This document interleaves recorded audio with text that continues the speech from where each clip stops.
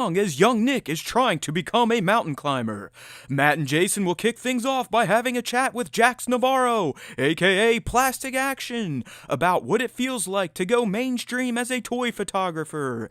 After Jax heads off to create some more epic art, Matt and Jason will recap the current state of the War of the Bounty Hunters miniseries, while also introducing a new Qi'Ra spin-off series from Marvel. They'll also talk some LEGO Star Wars Skywalker Saga news and about the new Dunuo Novo outfit from NECA. Finally, Matt will talk about a potential giveaway coming up instead of doing the question of the week, and then he and Jason will honor this week's top 5 Star Wars featured artists to close out the show. Punch it, Chewie!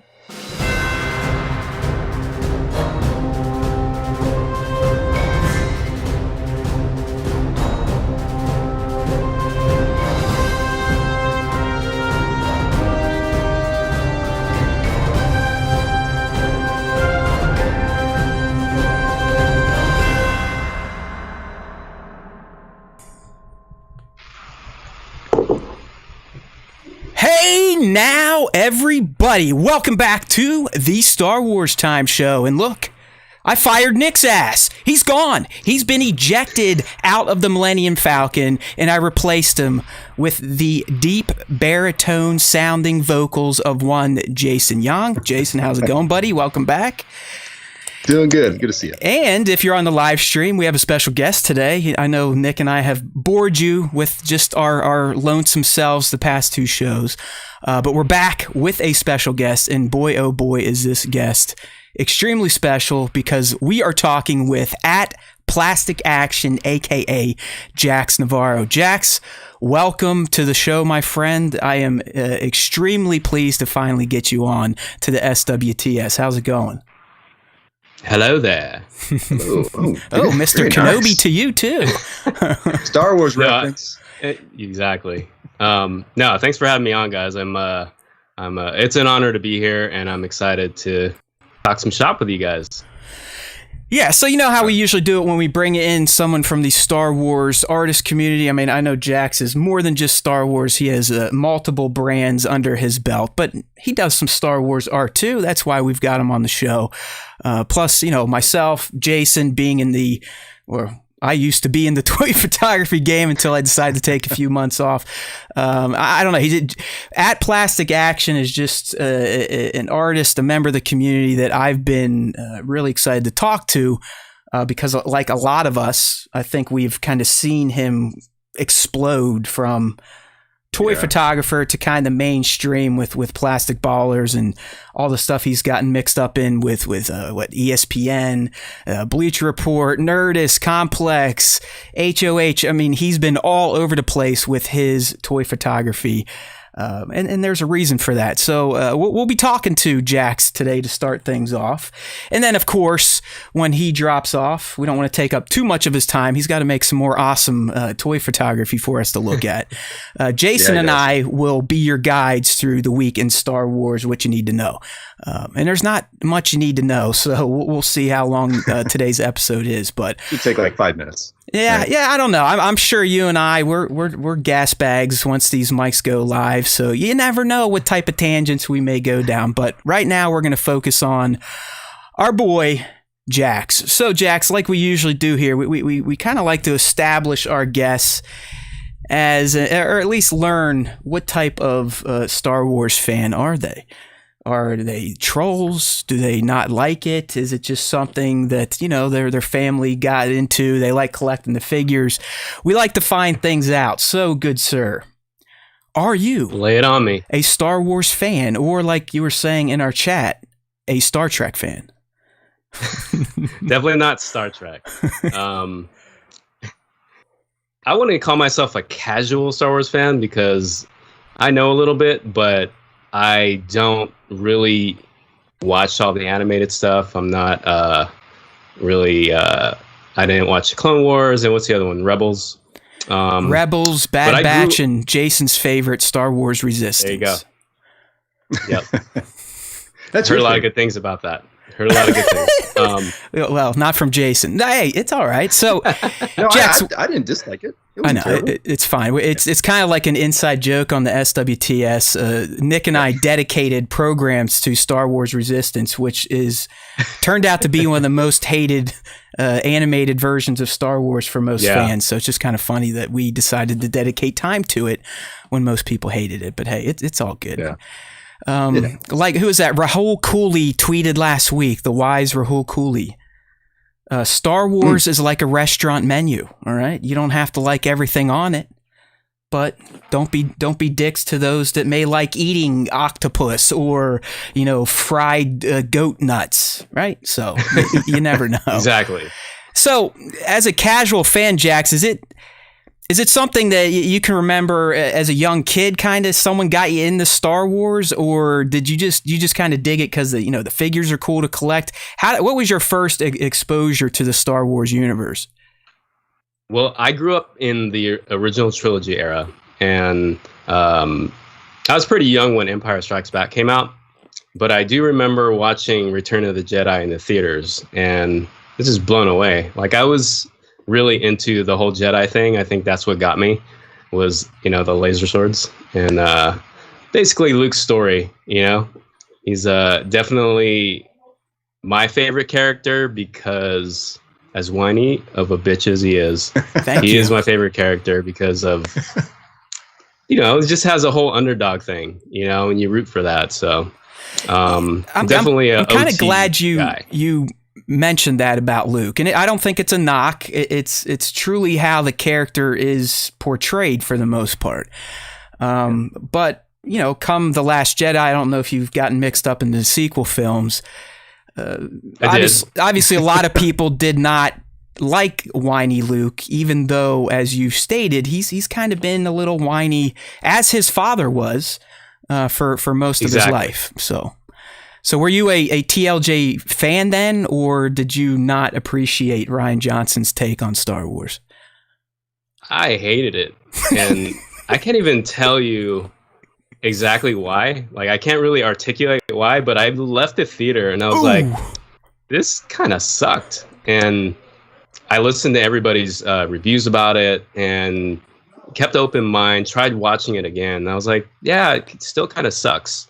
And I still can't watch it till today. All right, but it had nothing to do with, because for a lot of people, it was kind of the Luke angle. That's where a lot of their rage came from. But you can't. It's just like overall just blue, right? That's your stance on TLJ. Just didn't cut the mustard. Pretty much. That's fair enough. And I didn't really like the way Luke was portrayed too. But it just didn't feel right, Like, I'm pretty simple when it comes to movies. Like, I don't care. Like, I'm not over analytical about movies. If it feels good, I'm going to like it. If I come out of the theater, I'm like, wow, that was entertaining, then I'm good with it. But I left that theater and I was like, yeah, I'm not liking this. It's not.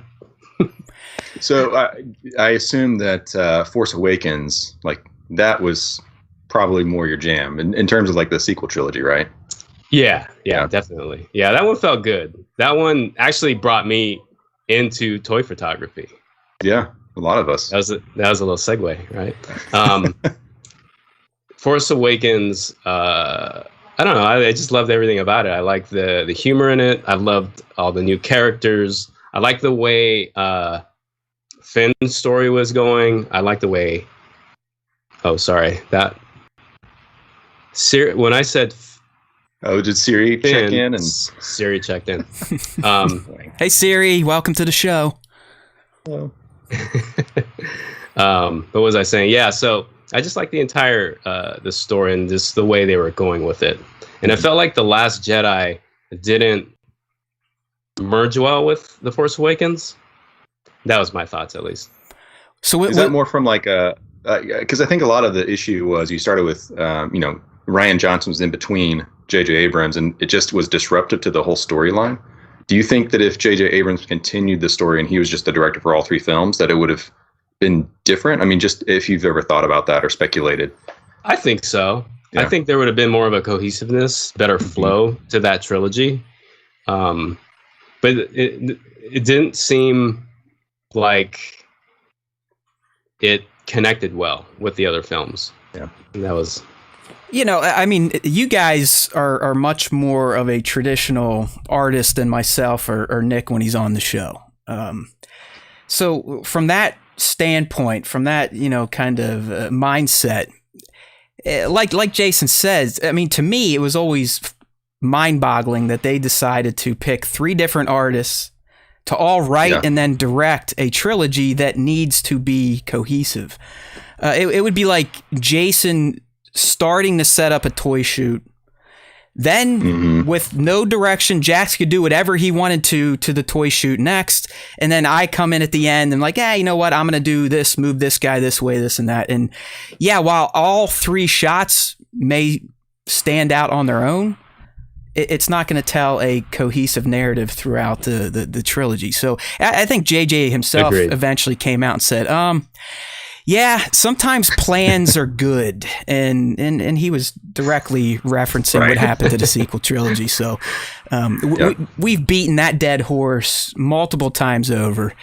It is what it is, but I think we're all kind of coming to the realization that don't ever fucking do that again, Disney. Please allow for at least a writer on all the movies if they're going to be connected, and then let the director switch in and out. You know, that sometimes makes more sense. That's what George did in the OT. But please, that experiment was terrible. Never do it again. All right, Jack. So, I mean, you're like Jason and I. You were born in the correct trilogy timeline. All right, we all know this to be true. Those born after the 90s like to tell us that the prequels are, you know, that's where it's at. But hey, we get it. What came before is always the best. So I'm gonna take a stab here. Your favorite film is probably from that era, correct?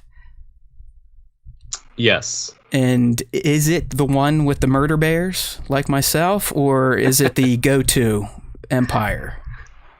I think Return of the Jedi holds that nostalgic feeling. I think Empire's a better film when I look back at it now as an adult. But there's something about Return of the Jedi, you know, the murder bears is awesome. I love them. You gotta love them. I mean, that's my pick, and I have all sorts of like daddy issues, reasons why I love Jedi. You know, the fight between Luke and Vader at the end. To this day, if I talk about too long, I'll start crying like a little baby, but that's okay. I'm in touch with my emotions. The older I get, the more in touch I become. So. But no, you guys, I want to ask you too, Jason, is your favorite movie Empire, Jason, or are you a nut like me and Jax and you kind of veer off that script? And then I want to figure out why. Yeah, honestly, if we're talking original trilogy, the first 3 films, I would say Return of the Jedi, because that is the one that I don't remember exactly when I saw them, what order, but, you know, when it came out in 83, I was 2 years old. So it was later when I actually watched them. Right. And I think Return of the Jedi was the one that at least stuck out the most. And there was just so much going on, like going from, you know, space to indoor to, you know, Tatooine and all these different creatures. And the budgets were larger, so there were more things you could just enjoy visually. And the story, too, like that was where Luke was kind of at his prime. And you felt like it all was coming together and making sense. You're going to defeat the bad guy. And then I don't know. That one to me, I think, is just the most exciting. Like Jax, like what you were saying, like the most nostalgic. Right. So that's kind of where I lean. But my take, and I agree with Jax. I mean, in terms of like cinema, Empire, probably is the best built Star Wars. But I've explained. I think when Sean was on at Visual Approach Photography, Empire to me as a kid fucked me up. Like it wasn't good. Like I don't think I was ready to see good guys lose. At whatever, maybe 2 or 3 when I watched it. It's just like, it didn't seem normal. It's not what kids are used to. They you know, the good guys, while they might get screwed up or messed up in the middle, by the end, it's usually Miller time. Let's celebrate, good guys win.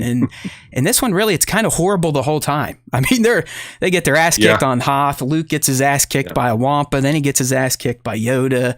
And really, Han, Leia, and the rest, they're getting their ass kicked, chased by the Empire, the whole movie. And it just, as a kid, it was almost too dark, too bad guy rich, or favoring the bad guys. So I think that's why I've kind of blocked it out, buried it down, and have gone with ROTJ as the number 1 of all time. So Yeah. You guys, I mean, did it fuck you up emotionally as little kids too, or am I just a weirdo? I mean, I liked when Luke got his hand cut off. No, Jax, I don't know what it was about masochist. that. But I reenacted that with my brother quite a bit. And I always wanted to be Luke with his hand cut off and doing all this stuff and hanging and jumping and stuff. Yeah. Did you guys have the sweet all plastic lightsabers back in the 80s? I don't know if Kenner made them back then, but they kind of like had the ends hollowed out, so if you swung it loud enough, it'd be like woo, woo, or just like make a wind sound. Not like these kids these days getting essentially 1-to-1 master prop replicas to play with. Yeah. No, I mean, I had we didn't have a lot of money when I was growing up, so we would take those paper towel rolls. Oh hell yeah, and just like tape them up to make them real long. Yeah, and those are our lightsabers. Yeah, so just get the mouse sound effects going. I mean, that's really, I think, where a lot of us. Do you credit Star Wars at all, or maybe some of the other pop culture from your childhood with your, I don't know, I mean, your fascination with toys and collectibles at this point in your life, or was it something else that kind of got you into collecting? No, easily. And I wasn't even a collector. It all started, well, first of all, as a kid, I would always draw Star Wars. I would recreate stuff from Return of the Jedi, especially the Death Star when they were going to blow it up. So I would draw X-Wings, I would draw the Millennium Falcon, I would draw the TIE Fighters, and just create these basically animated scenes on paper. And that was, for me, like what opened up art. It was Star Wars. And then now, and as a kid, let me go back to being a kid. I didn't have a lot of figures either, because we couldn't really afford to have figures. But my neighbor had pretty much every Star Wars toy. So I would always go over there, play with the Millennium Falcon, all those little, I think I had Boba Fett one time, and I would reenact him getting sucked up with the Sarlacc. Yeah, I buried a damn hole in the backyard. He's still back there somewhere. Never got him out. Oh no, Kenner Fett is lost. Rocket firing Boba Fett that's worth like $200,000. Yeah, man. I was gonna say you better make sure that's not one that shoots the rocket, because what is it, like $10,000, I believe, if not more? No, it's way more than that. Yeah. I don't want to know, man, but it's down there. It's like those people that threw out their hard drives that had Bitcoin on it when Bitcoin was worth like $100. Oh man. Oh yeah. Well, yeah, dude. Love the Kenner it. toys are sweet with their 4 points of articulation, right? The robot arms and the robot legs. Oh, dude. Arms, legs, and neck. Luke with black hair and yellow lightsabers coming out of his arm. Obi-Wan in his leisure suit, like that vinyl leather. Good stuff. Yeah, you didn't. So awesome. You didn't miss out on any of those toys. I mean, yeah, it's like, I guess, some nostalgia at this point, but that's another one. Like, damn, just think about what kids got to play with that were born when the Black Series start, like late 2000s. I mean, 2013. Oh, I know. Just think about that. I mean, what you could get into with those as a kid. I mean, hell, we do it now as large kids. Some of us better than others, but it's crazy what kind of the collecting has turned into, and just the quality of figures you can get. All right, so a few more Star Wars. Go ahead, Jason. I remember it allowed us to use our imagination, because we didn't have the ability to buy something that looked realistic or a lightsaber that actually extended or whatever. Right. So I'm curious, like kids these days, because you can get that stuff if they're less prone to be as imaginative or create their own things, if it's going outside and playing in the backyard, because you can just buy a play set, or that's kind of an interesting topic or interesting thought, I think. Yeah, it is, because it's. I look at it from two angles. One is yours. Does it kind of lessen the creativity? And the second is they have all this technology now and all these outlets and apps and mediums that they could kind of strive to create for, like us. I mean, Instagram, while it may not be the photo sharing app that it once was today. But it has allowed a lot of people from the community. I mean, Jax is probably one of the shining examples here of kind of getting that your artistic side out there and getting a huge following for it. So yeah, I think it's kind of, like I said, twofold these days. I mean, they might have too many nice things, but some of the nice things can also, I think, kind of coax out their creativity to get on some of these newer platforms doing videos, dare I say TikToks and all that young kid stuff. Jax, have you had to go the TikTok route, or did your following on IG is large enough that you're good? Oh no, I've been on TikTok for a bit. I think it's been over. I think it started May 2020. Mm-hmm. And it's been good. I got a lot of opportunities from TikTok because of the algorithm and how awesome it is. It just, they put your work out there, man. Yeah. So do you feel it's good? Do you feel then TikTok has been a bigger driver of your IG growth, say over the past 2 or 3 years, or do you think it's kind of a combo of both, just working the game? I think it's a combo. Definitely a lot of people from TikTok go to my IG and follow because it's different content. You know, the Instagram is mostly my photos, and then TikTok is how I make my photos, essentially. So, but you know, the big thing, how I get a lot of exposure on Instagram is just the huge accounts that will share my stuff.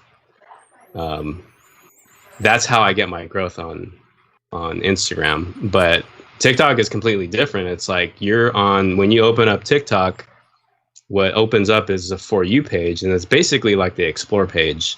And if your video gets on there, millions of people are going to see it.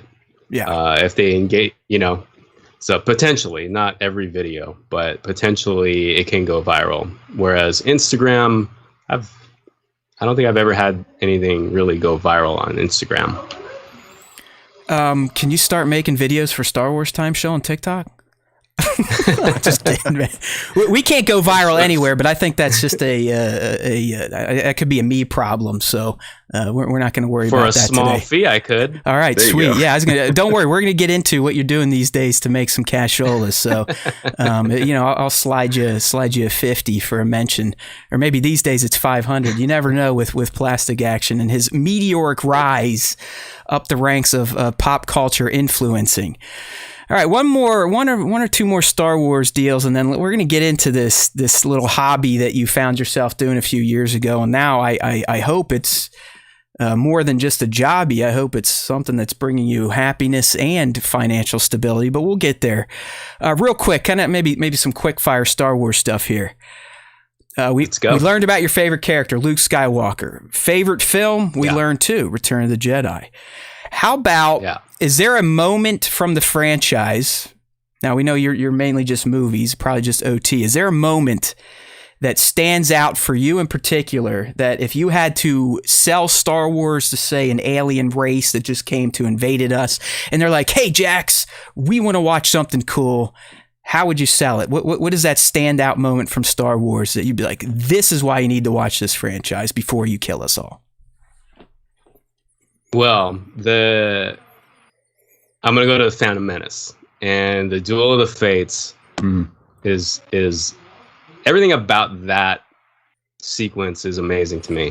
Like I was telling you earlier, I love the laser sword, so that's kind of what sold me. So that's how I would sell Star Wars, and just the look of Darth Maul, and then the soundtrack, all that put together was just amazing. So it would have to be Duel of the Fates. Well, I'd like you to know that's the exact right answer, because Dave Filoni himself, I don't know if you're familiar with Dave Filoni, he's kind of George Lucas Jr. I guess that's the easiest way to. Oh, I thought he was a Star Trek. I thought he was Star Trek. No, how dare you? That's Lord Filoni. No, I mean essentially Dave is George. Of right? course, I know Dave. Yeah, Dave is George. Hopefully, you work with him one day on some sort of promotion for The Mandalorian. You never know. But he actually, I don't know if you on Disney Plus they do a behind the scenes series after every season of The Mandalorian, and the first season of this behind the scenes series, Filoni sat down and kind of described the Duel of the Fates and how that essentially is everything about Star Wars, the story of Anakin Skywalker, so on and so forth. And he explained, he's like, listen, if Qui-Gon Jinn did not die, Anakin would have become the chosen one, because Qui-Gon was a father figure where Obi-Wan was a brother. Obi-Wan was always going to look at Anakin as like, I've got to do this for my master, not I want to do this. It's the right thing to do. I know I didn't explain it as eloquently as Dave did, but like I said, you got the right answer. So we'll be sending you your winnings in the mail. Good job there. He didn't cheat. He pulled that one out of his own head. So I did. Good answer. Nice pulled job. That right out of my ass, and I scored brownie points with Dave Filoni. There you go. I love it. There you go. He watches too, so hopefully he'll pick this up, and you'll be getting a call from his people to do like some awesome. Some stop motion stuff like that. We already talked about stuff not sitting well with you, TLJ, which is an answer shared by many, and that's quite all right. So. And I think you even got this one. I typically like when we transition into the photography aspect. Do you feel like, and you kind of answered a little bit with the whole TFA discussion, do you feel like your fandom with Star Wars, figures, other pop culture, is that what kind of propelled you into toy photography? I mean, how did you get mixed up in this hobby? Yeah, I don't know if you guys know this. I think Jason might know this, but my account was not Plastic Action in the beginning. It was called BB-8 Files. It's the stupidest friggin' name ever, but it was an all BB-8 account. And don't laugh, really? But it's absolutely true. And because my wife bought me the app-controlled BB-8 by Sphero, I think that's how you pronounce it, and at the time, I was doing a lot of dog photography, and I was kind of getting burned out with that stuff. And I saw this little thing. I was like, this would be cool to photograph. So I started photographing that, posting it on Instagram, started its own Instagram. And that's how I jumped into, or I saw toy photography for the first time. Sergeant Bananas was definitely one of the first. Galactic Warfighters was another one. Because when I was posting BB-8 stuff, everything Star Wars was coming in, all that Star Wars art. Didn't even know it was toy photography. And started clicking on these images. And I'm like, what the hell is this? And I was like, wow, these are figures. And found out what Black Series was. Went on Amazon. I think I bought Ray and BB-8 because I still wanted to keep that BB-8 thing going. After I bought them, I was like, got to get Kylo, got to get some First Order Stormtroopers, and then the rest is history, man. Yeah. So it was. Now it's the. It seems like so. Are you talking like 2014, 2015 ish? Is that kind of when a lot of this started? I think it was 2016, right? When. Force Awakens came out in 2015, right? Correct? December 15. It was. Yeah, so I got that that BB-8 at 2000. Yeah, same year, that Christmas actually. Then I think it was in January is when I bought my first Black Series figures, and then that was it from there. It's like, Jason, there was something in the water at that time. I don't know if Hasbro was lacing the water with some sort of buy our figures crack or Hot Toys. But that's right around when I started with Funko Pops. I know when I talked to you, you kind of started around that same. It seems like almost everyone but Sergeant Bananas was kind of just getting exposed to this hobby for the first time 2015, 2016, and now it's kind of grown into its own little beast at this point. But it's weird how it just the genesis of at least the toy photography community on IG. I mean, we can't speak for the other ones. It's weird how like we all just kind of gravitated towards it as if the force was calling us towards this new hobby. So it was. It's like I don't know. It's strange. Maybe there'll be a movie on it one day. We'll do a movie of Jax's life, and we'll kind of get into how this happened. Like I said, is it mind control from Hasbro? I don't know, but it just seems fishy that all these people, I mean, hundreds of us. One day, we're like, hey, I'm gonna start taking pictures of these things that I've been collecting for years, or just now collecting. So Jack, and we are all pretty much addicted at this point, right? I mean, yeah, right? I almost feel like I'm in toy photography AA right now because it's been so long since I've had a shoot. I still collect, but now they just kind of pile up on the table and don't go in front of the lens. There are reasons for that. I mean, there are reasons for that. I mean, a lot of it was just what's been going on for the past year and a half with the pandemic, work situations, little kid situations. But it is still, I mean, every day, either through the Star Wars Time Show or just, fumbling on the phone like we all do, like a bunch of crackheads. I'm there. I'm looking at people's work. I'm interacting. I'm seeing, oh, hey, look what Plastic Action did today. Holy shit, that's amazing. How does someone think about that? Or look at Work More or Less, showing us that, yes, you can shoot with an iPhone, but it does not look as good when you shoot with a DSLR. But it is. I mean, I think it's part of the community, but it's also the obsession of getting that next awesome shot that people are going to respond to, which kind of... It's nice to be able to like take different art, like photography as an art form, and then bring in the stuff we love, like the collectibles and all that stuff, and to see it as like this really beautiful like crossover and hybrid where we can do both things, and we can see this as like the stuff that we're seeing on Instagram and elsewhere. It's just beautiful, like just in its own right, let alone that it's toy photography. So agreed. Yeah, it's really the community and some members that have really kind of taken it to heart and worked on the craft and gotten into dio building and whatnot. Mm-hmm. I mean, these days when you pull up any of the hashtags we all use, it's like, shit, these people should probably be getting paid for their work and not putting it out there for bozos like me to look at it for free. So it really has, like, the community just, it keeps growing and it keeps advancing in its techniques and quality. And people like you two, you're obviously you're up there as the champions of the community. I know Jax. Yes, I mean Sergeant Banana is definitely a godfather. But to me, in particular, I feel like Plastic Action has become kind of the first to really go mainstream. So, Jax, my question there: do you remember the moment when you realized that your talent just went mega viral? Is it the Thanos snapshot, or was it before that? Yeah. All right. That was it. Let me pull it up, because if you're not familiar with Jax's work, he has this hashtag Plastic Ballers with a Z, and he creates some insanely creative toy photography shots on basketball courts. And the one we're talking about here, I have up on the stream right now. I finally got it up there, Jax. But it was a play on Endgame, Avengers Endgame, and the snap from Infinity War. And Jax he's got a figure arts Thanos out there with a pose, like he just drained the shot to kind of end the war while he's snapping. And you can see our MCU heroes fading away. And I believe this got picked up by ESPN, and then things just went crazy from there.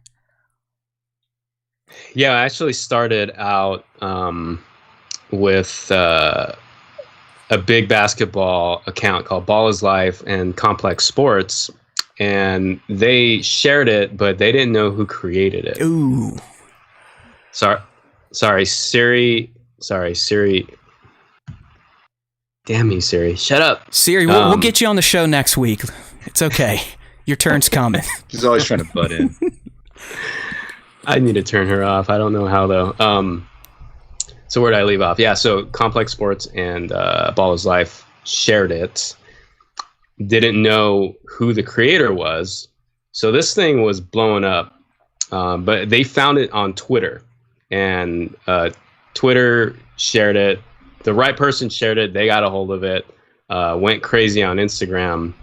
I forgot how I found out, but I started DMing. Jason was one of the guys. Zay, Spencer, a bunch of my homies. And I was like, "Hey, I need your help. Can you tell these guys to credit me?" And post it in my stories. So eventually, they saw that. They credited me, and then ESPN got a hold of it, and that's when it went crazy. Crazy viral. I mean, what did that feel like? Was that, no one's going to sit there and be like, yes, I do this hobby to get known, even though deep down we all kind of do it to get exposed. Let's be real. But what was it like? For sure. What was that like when you realized that, holy shit, my toy photo has now probably been seen by millions of people?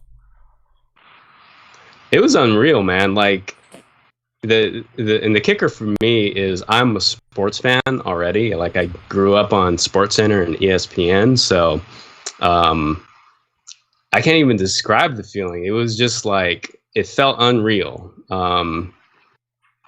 And it was a high that I had for at least a few days, you know, but it was cool. I thought like the one thing that I really liked about it is it brought toy photography out into the mainstream. I feel like whenever we have these wins, everybody wins, right? Because I try and put toy photography hashtag in all my work. So if people are curious about it, they click on that and they see other people's stuff. So it was awesome, man. I can't deny it. I can't imagine. And was your phone just going, like, did you have to turn it off? I mean, was your account, like, were you getting so many beeps on IG, like new follow or DM? Did you just have to disable notifications? Yeah, well, I had it disabled already. Smart. But during that time, I do remember I was curious, like, how much am I going to grow from this? So I'd always refresh. And I think that night, ESPN posted it that night. So 3 days after, I think I got like 15,000 followers just from that ESPN Not post. bad. It was ridiculous. That's crazy. It was ridiculous. It's better than paying a bot for followers, I'd say. I mean, that's a quick turnaround there. So that's awesome, man. I mean, when something like that happens, what has life been like since that moment? I mean, it clearly has. I think your count now, you're what, 162,000, something like that, just on IG. Who knows what you're doing on TikTok? But do you feel like that moment forever changed you and toy photography, or you and your journey with toy photography? I mean, I can't walk down the street anymore. Like, people are just like, "Hey, can I have it?" It's a plastic action. Look, will he sign my photo? Honestly, yeah. It hasn't changed much for me, except, you know, opportunity. Mm-hmm. You know, I get a lot more opportunity now. A lot of more business opportunities, just a lot more exposure. Because, you know, when ESPN posts it, the other big accounts look at it.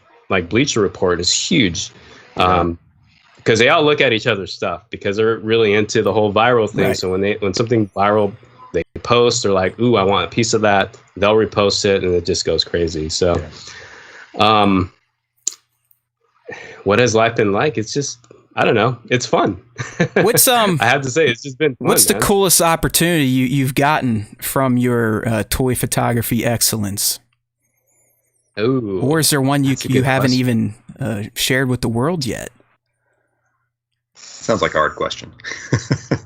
You had a lot of great opportunities, it seems. Yeah, the recent Space Jam stop motion opportunity was pretty unreal, because that, first of all, they paid me to do stop motion, and I had nothing really under my belt except for one stop motion video. So I don't know what the hell they saw in me. Maybe it was potential. But I just remember them reaching out, and they're like, "Hey, we love your stop motion videos on TikTok." And in my head, I was thinking, stop motion videos? I only have one on there. And it was my very first one that really kind of sucked. I mean, if you look at it, for the first one, it was pretty good. Well, I'm playing your Space Jam one right now on the stream so people can see it. Awesome. Yeah, so to be able to get an opportunity like that, and it, you know, it's related to basketball, which is my favorite sport. That was incredible. So it seems like being able to like follow your passions, like with toy photography, with collecting, but then also that just to naturally coincide with your love of basketball, and for that to just kind of it organically happens. It's pretty badass. I mean, I think that's really what, like, that seems like a huge portion of like what has kind of maybe the catalyst like brought to you to where you are now. And just like you said, it's awesome. Like when you just followed your passion, you weren't shooting basketball stuff because you were trying to get famous or you were trying to go viral. It's like you're just doing it because you love it. And I think that's just a really awesome testament to like just following your dreams, following your passions, and things will eventually open up and give you those opportunities. That's so cool to hear.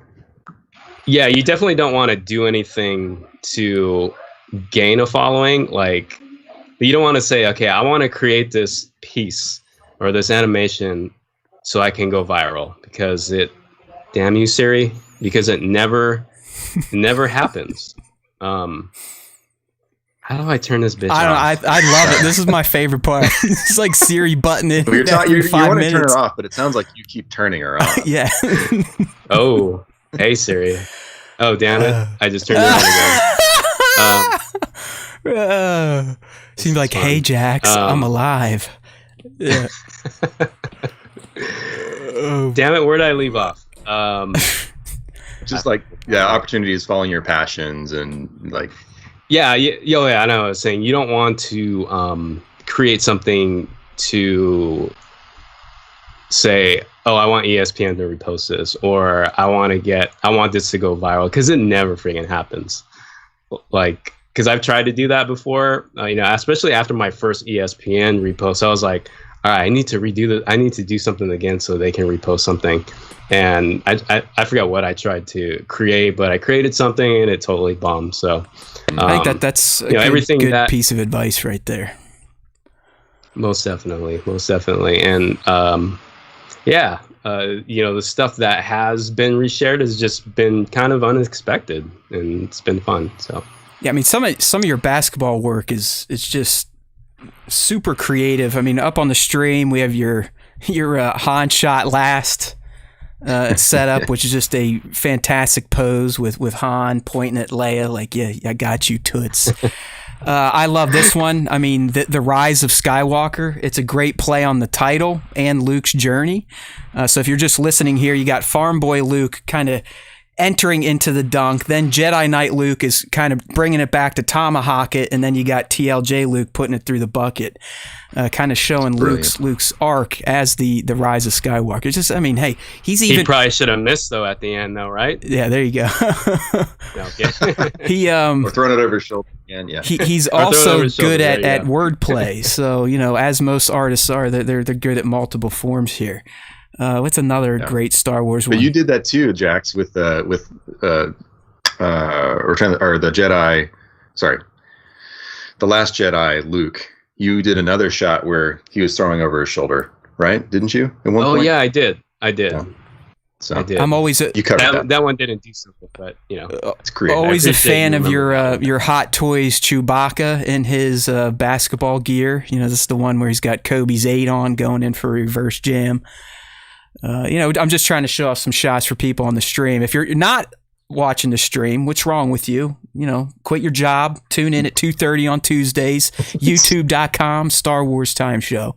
But if you are listening, I mean, it's just a fantastic shot of almost a lifelike looking Chewbacca. I mean, he's hairy. You can comb him. I mean, he's a beautiful figure. But he's wearing Kobe's number 8 uniform in yellow. He's got some high tops on, and it's just you can feel the motion, everything into these shots. I know you've done Chewbacca and Jordan's kid as well.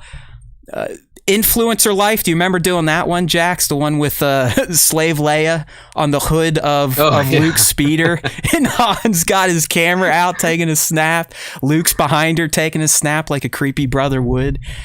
Creepy ass Luke. Yeah, that was my favorite part to do. Actually, I'm like, I got to get Luke in there doing some creepy brother stuff. It really is, people. You got to check this one out. Maybe pull up the live stream recording and look. But this is. It's just like, where does this idea even come from, Jax? I don't know, man.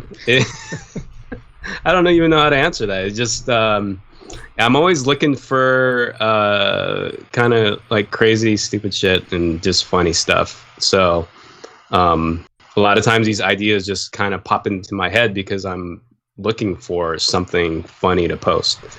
Like this one here, you got Mando with the hand puppet on. I'm running out of ideas is the caption here, and he's like trying to entertain Grogu with his hand puppet. It just is. I guess you do kind of bring there's a sense of humor, at least to a lot of your Star Wars shots. We'll be talking about your most recent one today during the top 5, as it was chosen as a featured selection. Is one of your more serious Star Wars shots, I'd say, but you still got the Ewoks back there kind of spying on Luke and Grogu training there on the Endor forest floor.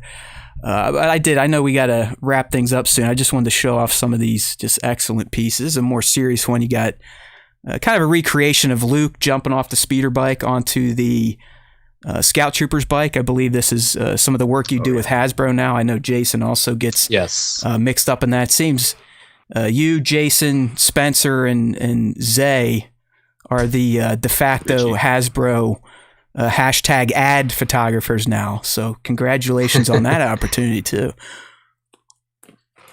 Thank you. Don't forget Mr. Nose Ring too. Richie, oh yeah, Richie. Yeah. See, it's the algorithm and the fact that I'm basically only on Star Wars Time Show these days, not Haywood Pop. I've missed a lot of Nose Rain's most recent creations because I know what he and you do a show, right, Jason? You do a toy talk.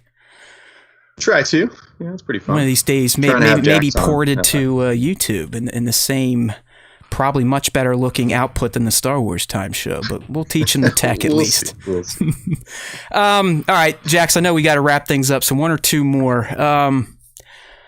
Sure. Any celebs you've worked with yet? I mean, I think that one thing you did with Shaq, I mean, yes or no? Or was that a rapper in Shaq? Or yeah, I didn't work directly with Shaq on that one. It was basically somebody who did a music track collaboration with Shaq. Did I say that right? Yeah. Sounds good. And yeah. So I didn't get to directly work with him. I feel like I will one of these days. I think Shaq's like that's on my list to work with Shaq one of these days. So I didn't get to directly work with him, but he's definitely part of the overall piece that I created, which is cool. So have any celebs hit you up like, hey man, can you do this for me? Can you make me look badass in toy form? I mean, the King, any of the basketball crowd hit you up? I've done a couple of custom pieces for one of them was for Andre Drummond, who was recently a Laker, but he got traded to I don't even know where he's at now. Also, I can't remember his name, but he used to play for the Spurs. He's a international player. He was big into Jurassic Park, so he wanted like a Jurassic Park Ballers that's great kind of thing. So that's on my feed somewhere. And I did something with Damon John a few years ago. That was really cool. Oh yeah, I remember that was like one of your first things post kind of going mainstream, right? Like he invited you on to talk about how you flipped the hobby into a business of sorts. Right. Yeah, I'm not that big of a stalker, Jax. I pay attention to the accounts I like. Sorry, I look at stories and posts. Hopefully you don't find me to be that creepy, but I probably know more about your profile than you do at this point. I'm okay with that. It's called research. It's called research. Yeah, exactly. Yeah, you're just doing your research. It's all the good. The interns told me to say that. There Unpaid you go. interns. So, has this become a full-time job at this point? Are you supporting yourself through your artistry in full, or is it more of a jobby still? It's both. Like I spend a lot of time on the business side of this art. So I would say, yes, it's a full-time job because I'm always constantly marketing, looking for opportunities or working on projects. So it's definitely a full-time job at this point, but I still enjoy the hobby side of it most, just creating for myself, creating for the audience. That's where really the passion is at. Yeah, I wanted to point out that Jax's, I don't know if you're still looking for it, but you posted a business opportunity a couple weeks back. So yes. I don't know if you're still fielding requests, but I've got it up on the stream now just in case people have missed it. But it just looks like you're looking to collaborate with other artists, digital sculptors, 1/12 scale clothing producers, sewers, I guess. I don't know what you call them. And then the painters in the community. So if I were one of you people, I would be reaching out to this gentleman immediately if he hasn't already filled all the slots he needs. Go ahead. I'm sorry. As I said, there's going to be no better person in the toy photography community right now to collaborate with in terms of getting kind of your work into the spotlight and working with a very talented artist who, well, let's be real, he's massive. He's probably the biggest in the community at this point in time, at least according to me. And I am the end all be all. You continue to just like your work keeps growing and getting bigger and bigger. So I'm excited every time you're like, hey, I've got a cool opportunity coming up. I can't wait to share. I'm like, yes. He's like, oh, and also there's like 2 other ones. No, I appreciate it, guys. And I appreciate you mentioning that to people that have already responded. If you're watching it, I haven't gone through any of that yet. I did see all the messages and I got a lot, which is really cool. There's a lot of talented people out there. So I'm excited. I will get back to every single one of you guys at some point. But I am in the middle of a couple of projects right now that have a couple of deadlines. So once I'm done with that, I will respond to all you guys. So, thank you. And if you leave at the end, SWTS sent me, that's almost a guarantee to get chosen. All right. So there you go. He didn't want me to say it, but I had to say it. So hit him up. I'm just kidding. Don't do that to Jax, please.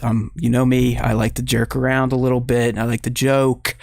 Don't do that. But hit them up if you're interested. Like I said, I don't think there's a better opportunity right now to collaborate with a larger presence in the toy photography space. All right, my friend, I know we got to let you go. You even gave us an extra 5 minutes, so I do appreciate that. I know you're busy. You got deals to make. You got toys to shoot. You got toys to animate. So we will Siri to turn on.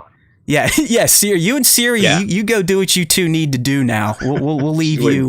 We'll leave you two alone. She's waiting for me, man. So you guys can have your quiet time together. But Jax, I do appreciate the time you gave us. Maybe one of these days we'll bring you on for a longer talk or just to shoot the shit like Jason's doing today. But it was excellent talking with you.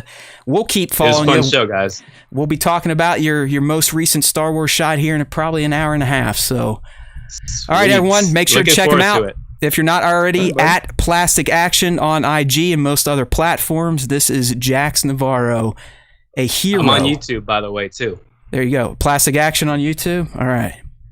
He's a hero of the community, a trailblazer, a plastic baller. Thank you, sir. And a good friend. Catch you later. All right, guys. See you, Jax. Right. Take care. Cheers, Jax. Bye. See you, buddy. Okay. I love that guy. He is a good dude. Such a good friend. Yeah, I know. I mean, I know you guys. I mean, there really was It was more than the Three Musketeers, right? When this all kind of started, I look at it as like you, Spencer, Jax, Trevor, Johnny, and Richie, right? Like that kind of was the gang of. And this is me saying it, but to me, the kind of the people that a lot of newer photographers like myself wanted to emulate or hopefully one day become when we grow up, right? Yeah, I mean, I think strength in numbers probably.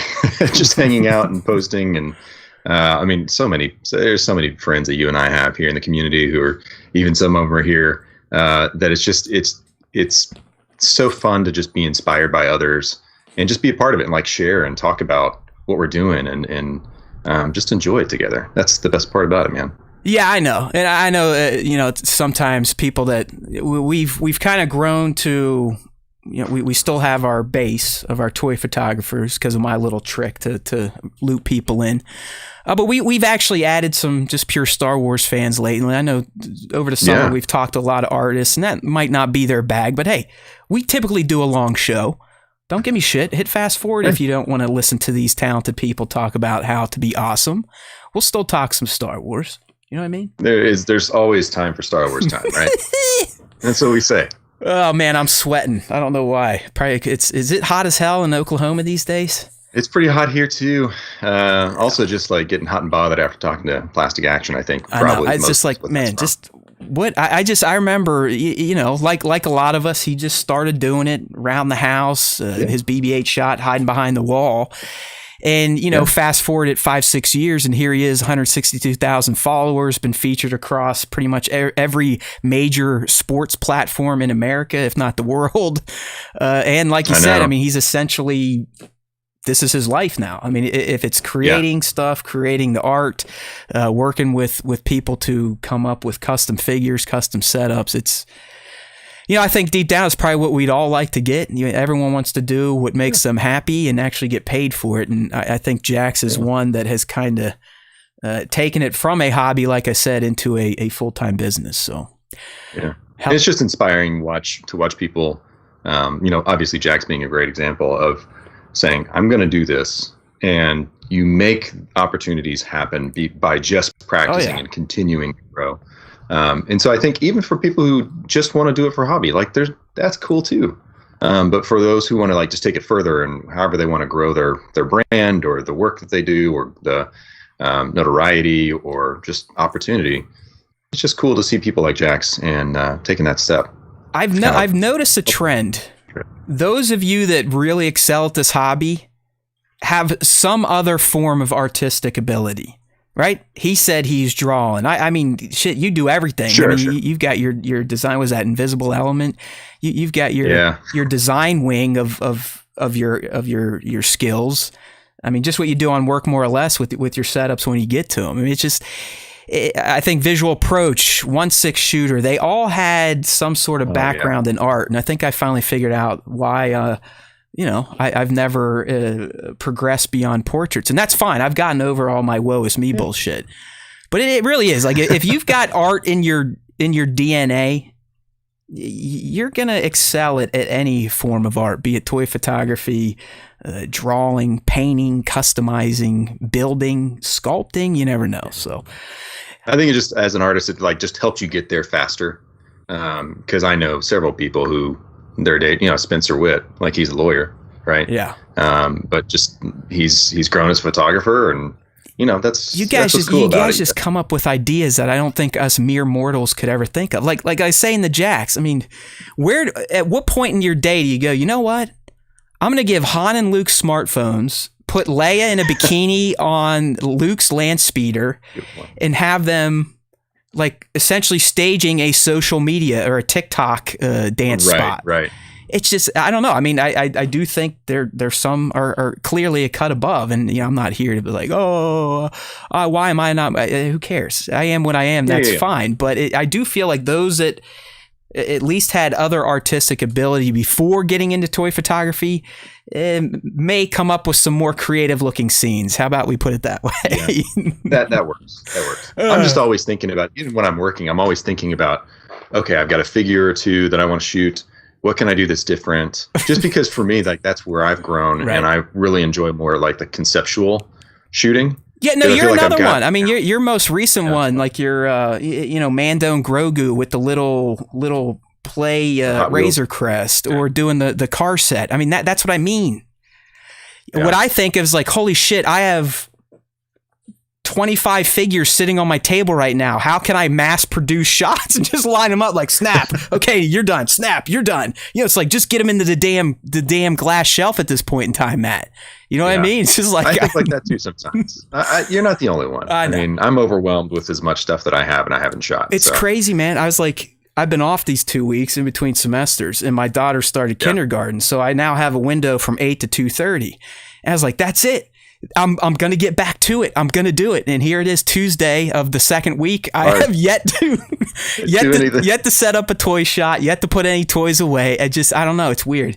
It's just, you know, you got to feel, you got to have that feeling like I'm going to shoot. You know what I mean? It's like, it's just in your head, you know that today is a day I'm shooting and it's going to be a fun day. Mm-hmm. And just haven't gotten there. It's life.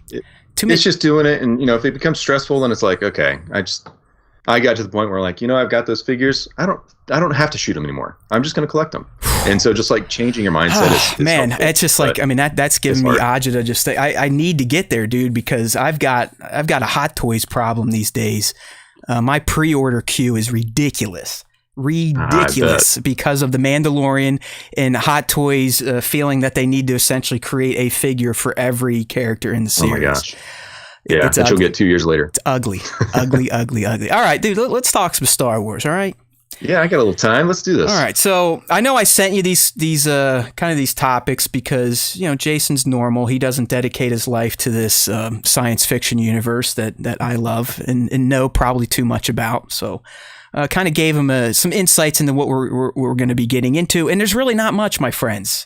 We knew when the Bad Batch ended, really up until when Visions comes out in mid to late September, and then really Book of Boba. We're going to be kind of sitting around with our thumbs up our butts here on the SWTS to try to cook up some content that we believe you need to know. We're not hey, Kenobi has finished shooting. Okay, sweet. What does that really mean? Nothing. It means it's probably going to come out in 2022, just like when we thought it was. But there are a few things to talk about this week, Jason. I don't know. Do you do any reading when it comes to Star Wars? Are you like me and you hate books, but you'll get into the comics? Or is that just something that, you've got other things in life that eats up that time? Yeah. I mean, as much as I would like to, I've never been like an avid reader just because being kind of like more of a creative like artist, I'm always wanting to use my time to create or draw or do something else. And so, that's why I married my wife. She just loves to read. So I'm just kind of the complete opposite. So that's not my first instinct to go buy a book and then spend hours or days reading.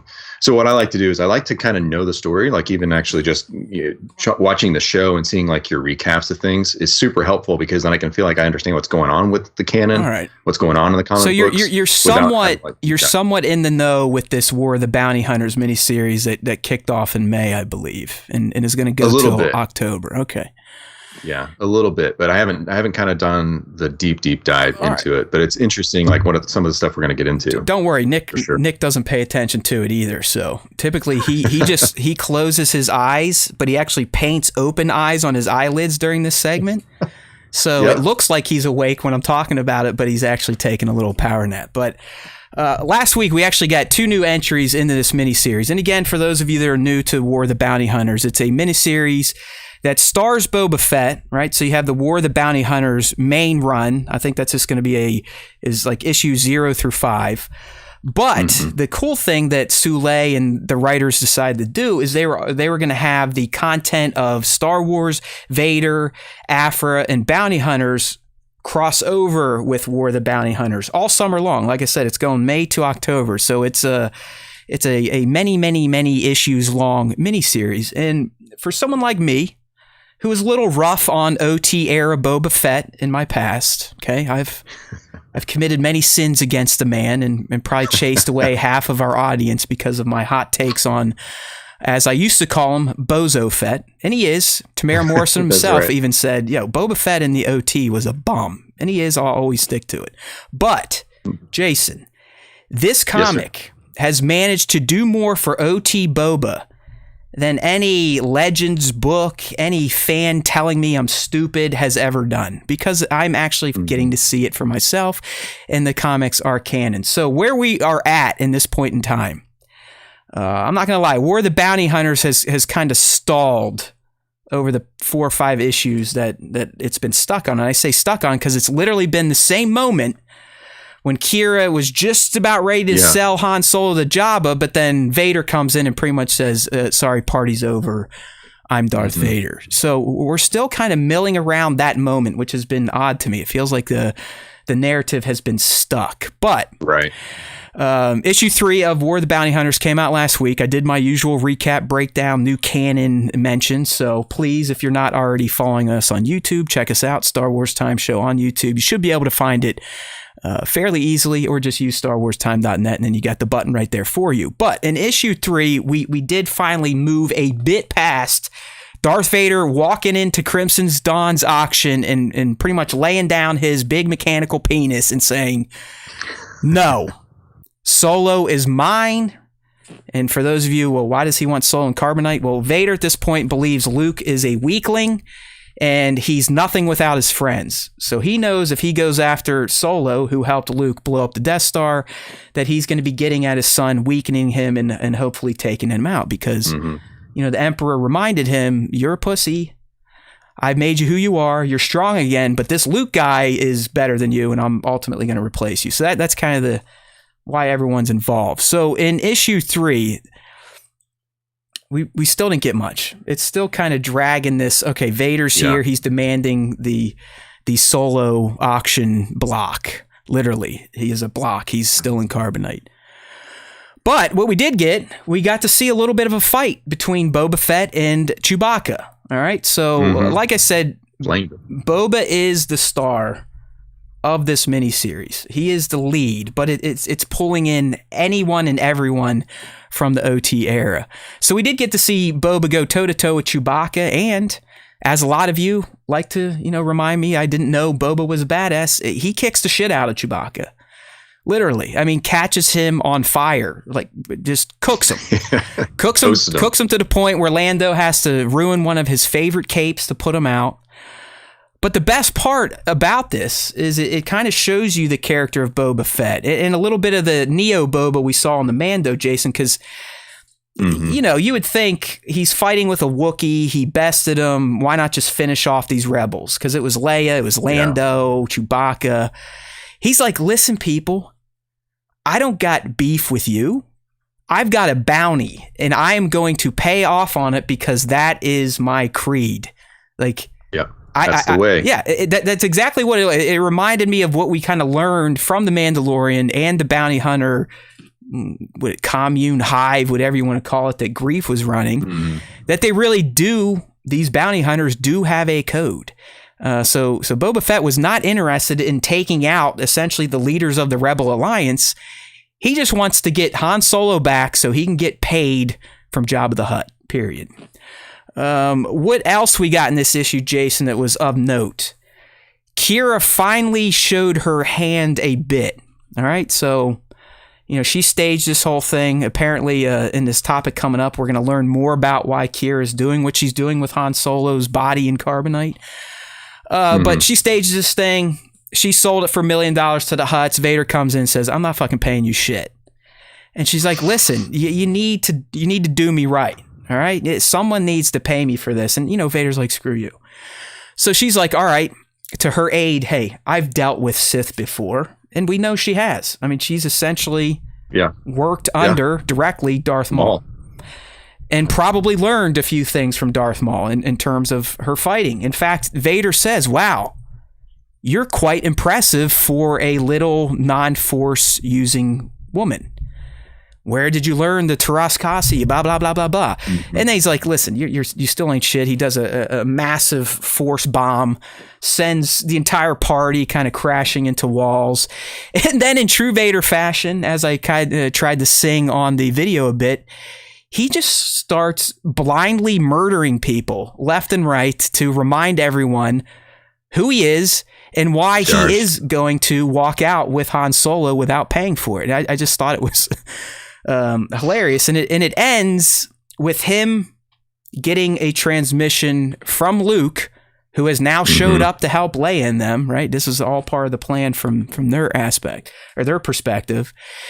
And it's only then that he stops his rage and he pretty much goes to his son. Hey, son, if you don't come here and face me, I'm going to chop your friend in half. And that's where the issue ends. It's a great panel, kind of behind Vader. He's got his sword lit up and he's about to strike across Han Solo in carbonite. So that's where we're at. Like I said, it's just barely progressed it beyond Vader showing up, but at least it's now moving into Boba Fett's still trying to get Han.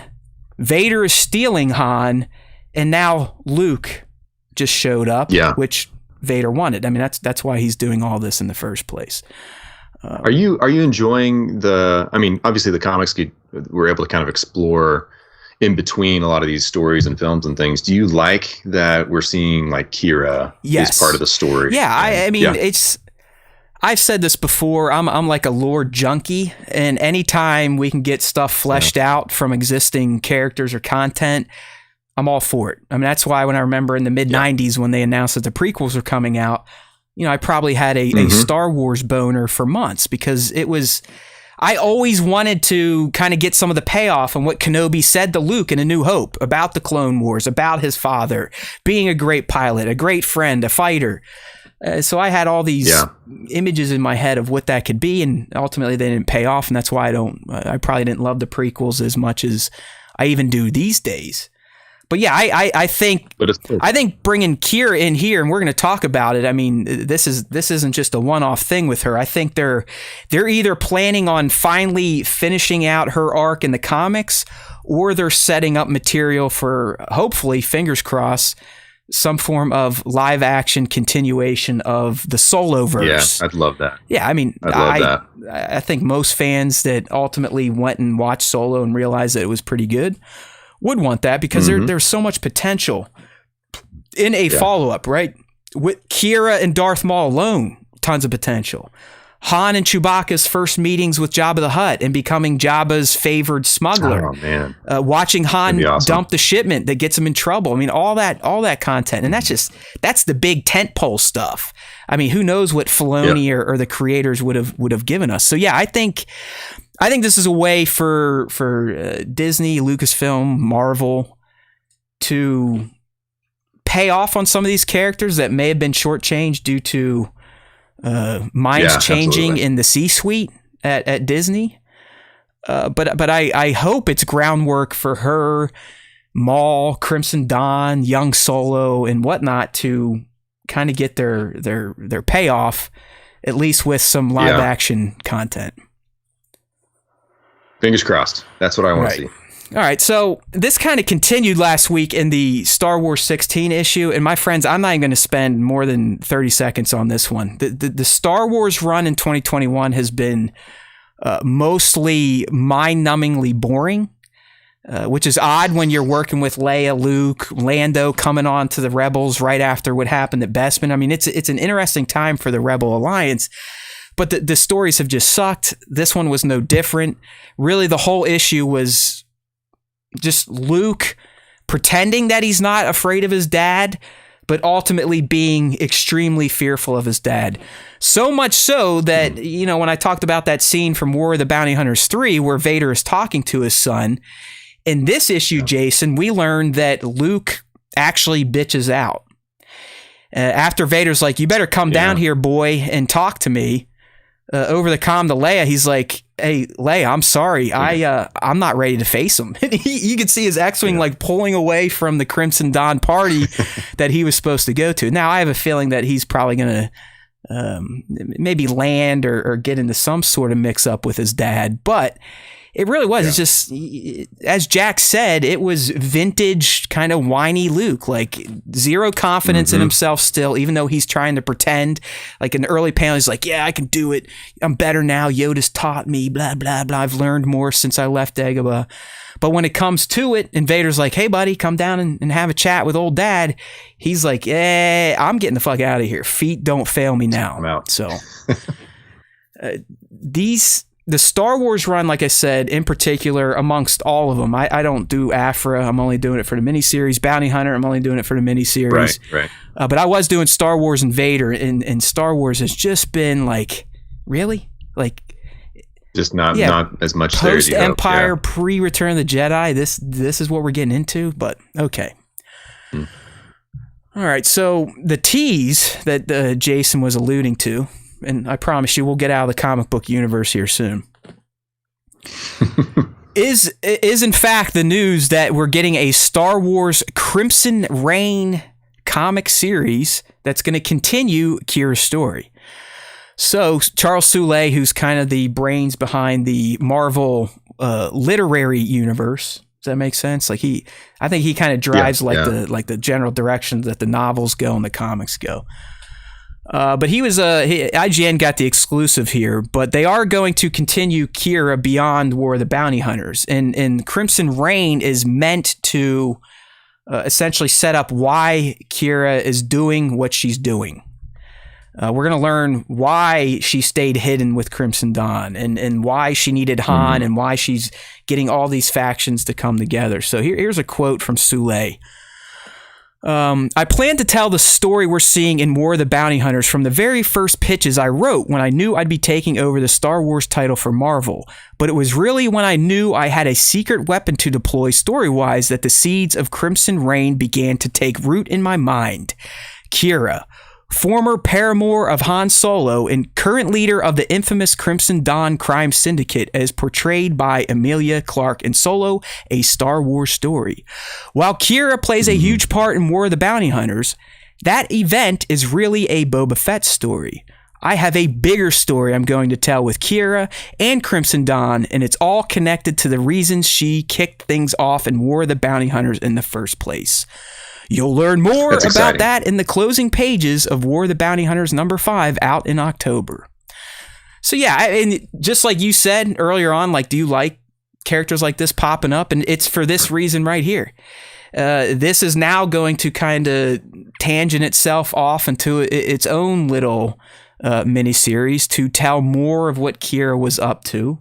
You know, maybe we get some panels with her and Maul. Maybe we learn a little bit more about what she did when Maul was killed by Kenobi, or when Maul went crazy to go kill Kenobi. So it's those little nuggets, Jason. That's why these comic books excite me, and I do take the time to read them, because I'm like you. Like, I mean, just reading it and then making a video, we're talking an hour and a half that I could be using to do toy photography or video games. Right. You know what I mean? Like sometimes, and I'm not bitching. I have I live a fortunate life. I have a good job, great work-life balance. Yes, I'm complaining about not being able to do more hobbies, but like I said, you know, work hard. Maybe you'll get there yourself. No, I'm just kidding. Yeah, no, it's true. I too am excited about that, because I feel like there's so much there that we don't know. And so actually revisiting kind of where we left off with like Solo and like Qi'Ra, that huge cliffhanger. It's like, oh, and then you bring in Maul. Like, this is crazy. They're going to have it really is. It really, like the end of Solo, you could see it was like Ron Howard put up on the screen, we're planning to make more, and this is where things are headed. Hint, hint. Yep. Qi'Ra and Maul. Solo, Chewbacca, and Jabba. I mean, it was set up, and as they're saying in the chat here, and I know they're not full of shit because they probably heard it from me, they had a multi-picture deal. All of them did. Yeah, all of them did. The writers, the Kazdans, I mean, they're the ones that said it. The father and son that wrote it, they're like, hey, it's not much we can say, but we had a multi-picture deal. There's more to the story that, yet to be told. Yeah, so I think the comics are just they're a great way to kind of flesh out these stories, especially knowing that it's canon. I think that's the key, because, you know, a lot of these people, they'll make fun of me because I rip on the expanded universe, the one that got kind of aborted by Disney and has now become Legends. But if it's not real, as fake as Star Wars is, but to me, it's still important that it's canon. I'm sorry. I just, like, things have to make sense. There has to be order in this universe. Everyone can't get the story that they want, or they can't cherry pick like, oh, but Boba Fett did this in Legends. Well, so what? Until Filoni makes it canon again, it means nothing to me. But he's doing it. I mean, let's have a little Bad Batch talk, right? We're going all right. We're still decent on time. Tell me if we're not. We've got 2 more to talk about after this. But in Bad Batch, final episode, I mean, the Legends group got a huge gift when they decided to incorporate that lab into canon now. And I don't know if you watched last week, but that is a location from Timothy Zahn's Heir to the Empire novels from back in the 90s. It's called Mount Tantus on the planet Wayland, and it was indeed a facility that Thrawn and the Empire used to clone stuff. In particular, Thrawn was cloning his navy, essentially. Like he anyone that was on his ships were cloned in Mount Tantus. And we can kind of see now through the Bad Batch that, it might not be Thrawn related, but that they've kind of picked parts from Legend to recanonize it and bring it into the future of Star Wars, if not set up some stuff for Mando, Book of Boba, pay off or explain some of the goofy shit that happened in The Rise of Skywalker. I think a lot of that is being done via Bad Batch now. So, were you a fan? Yeah. Did you like the Bad Batch bros and sis? Yeah, and so I mean, I think it was really fun. It was a good story. The characters were, kind of what I expected from animated series, what we've seen before.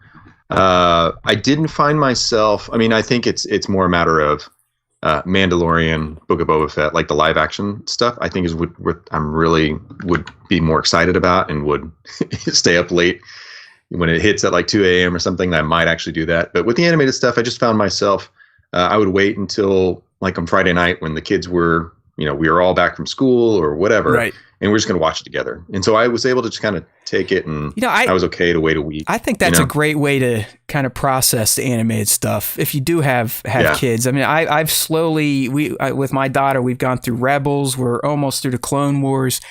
I haven't been able to sell her on the Bad Batch, but you would know when they hit 5, they start to turn into real humans, and they have their own emotions and passions in life. And the Star Wars has kind of fallen out of her favor, which is okay. I mean, I cry at night by myself, but I let it go. But no, doesn't mean she's not coming. I'm with you, man. I mean, if you got a family that's into it, I think these cartoons are some of the best way to all just kind of sit around and everyone in the room can kind of get something out of it. It's fun. And there's just so much content that if they don't attach on to Bad Batch or Mandalorian, the Ahsoka show, or all this other stuff that's on the future that I keep forgetting that's even coming. Like there's plenty coming that, it's nice that you can kind of, what you were saying earlier, you can it's ridiculous. You could take what you want, and if you don't like it, that's okay. There's plenty of stuff. So yeah, I thought Bad Batch was a lot of fun. I'm someone, if I go back to my example, if I was at the Star Wars restaurant, I like everything on the menu, but I'm a glutton for punishment. I mean, I just watched Attack of the Clones again this weekend and enjoyed it because of some of the backstory you now have from Bad Batch. When Kenobi shows up on Kamino now, I'm like, shit. Where's Nala Se's lab? I bet Omega's hanging out there. She's probably has talked to her brother and doesn't even know it's her brother. It's little shit like that I've always said that these animated franchises, especially under Filoni, can do for Star Wars overall. It can help make past Star Wars a bit better and make more sense, like the Clone Wars did for, at least for me, for the prequels. And now Bad Batch is doing, but it can also set up and prop up stuff for the future, if not setting up new stories or explaining stuff. Because let's be real, all the cloning shit happening in the Bad Batch is 100% tying into what we've seen in Mandalorian and ultimately what we see in The Rise of Skywalker with Palpatine. That's where they're going with this cloning stuff, with Nala Se, all that. It's how can we extend the life of the Emperor and how ultimately Snoke comes out of it, because I forget who said it last week. It was either someone in the comments or myself or Nick, but there's a really good chance, just like Galen did in Rogue One, being forced to work for the Empire, that Nala Se is probably going to be the reason that the Empire never achieves Kaminoan-esque quality in its cloning program. Because think about it. Oh, that would be really crazy if she's the one that's kept up like Galen. That's awesome. And that's why, Snoke looks all mangled, because she's leaving out that one little ingredient to ensure that, because, the Kaminoans, they were it when it came to cloning. That's why the Republic went with them. And that's ultimately why the Empire blew them the fuck up.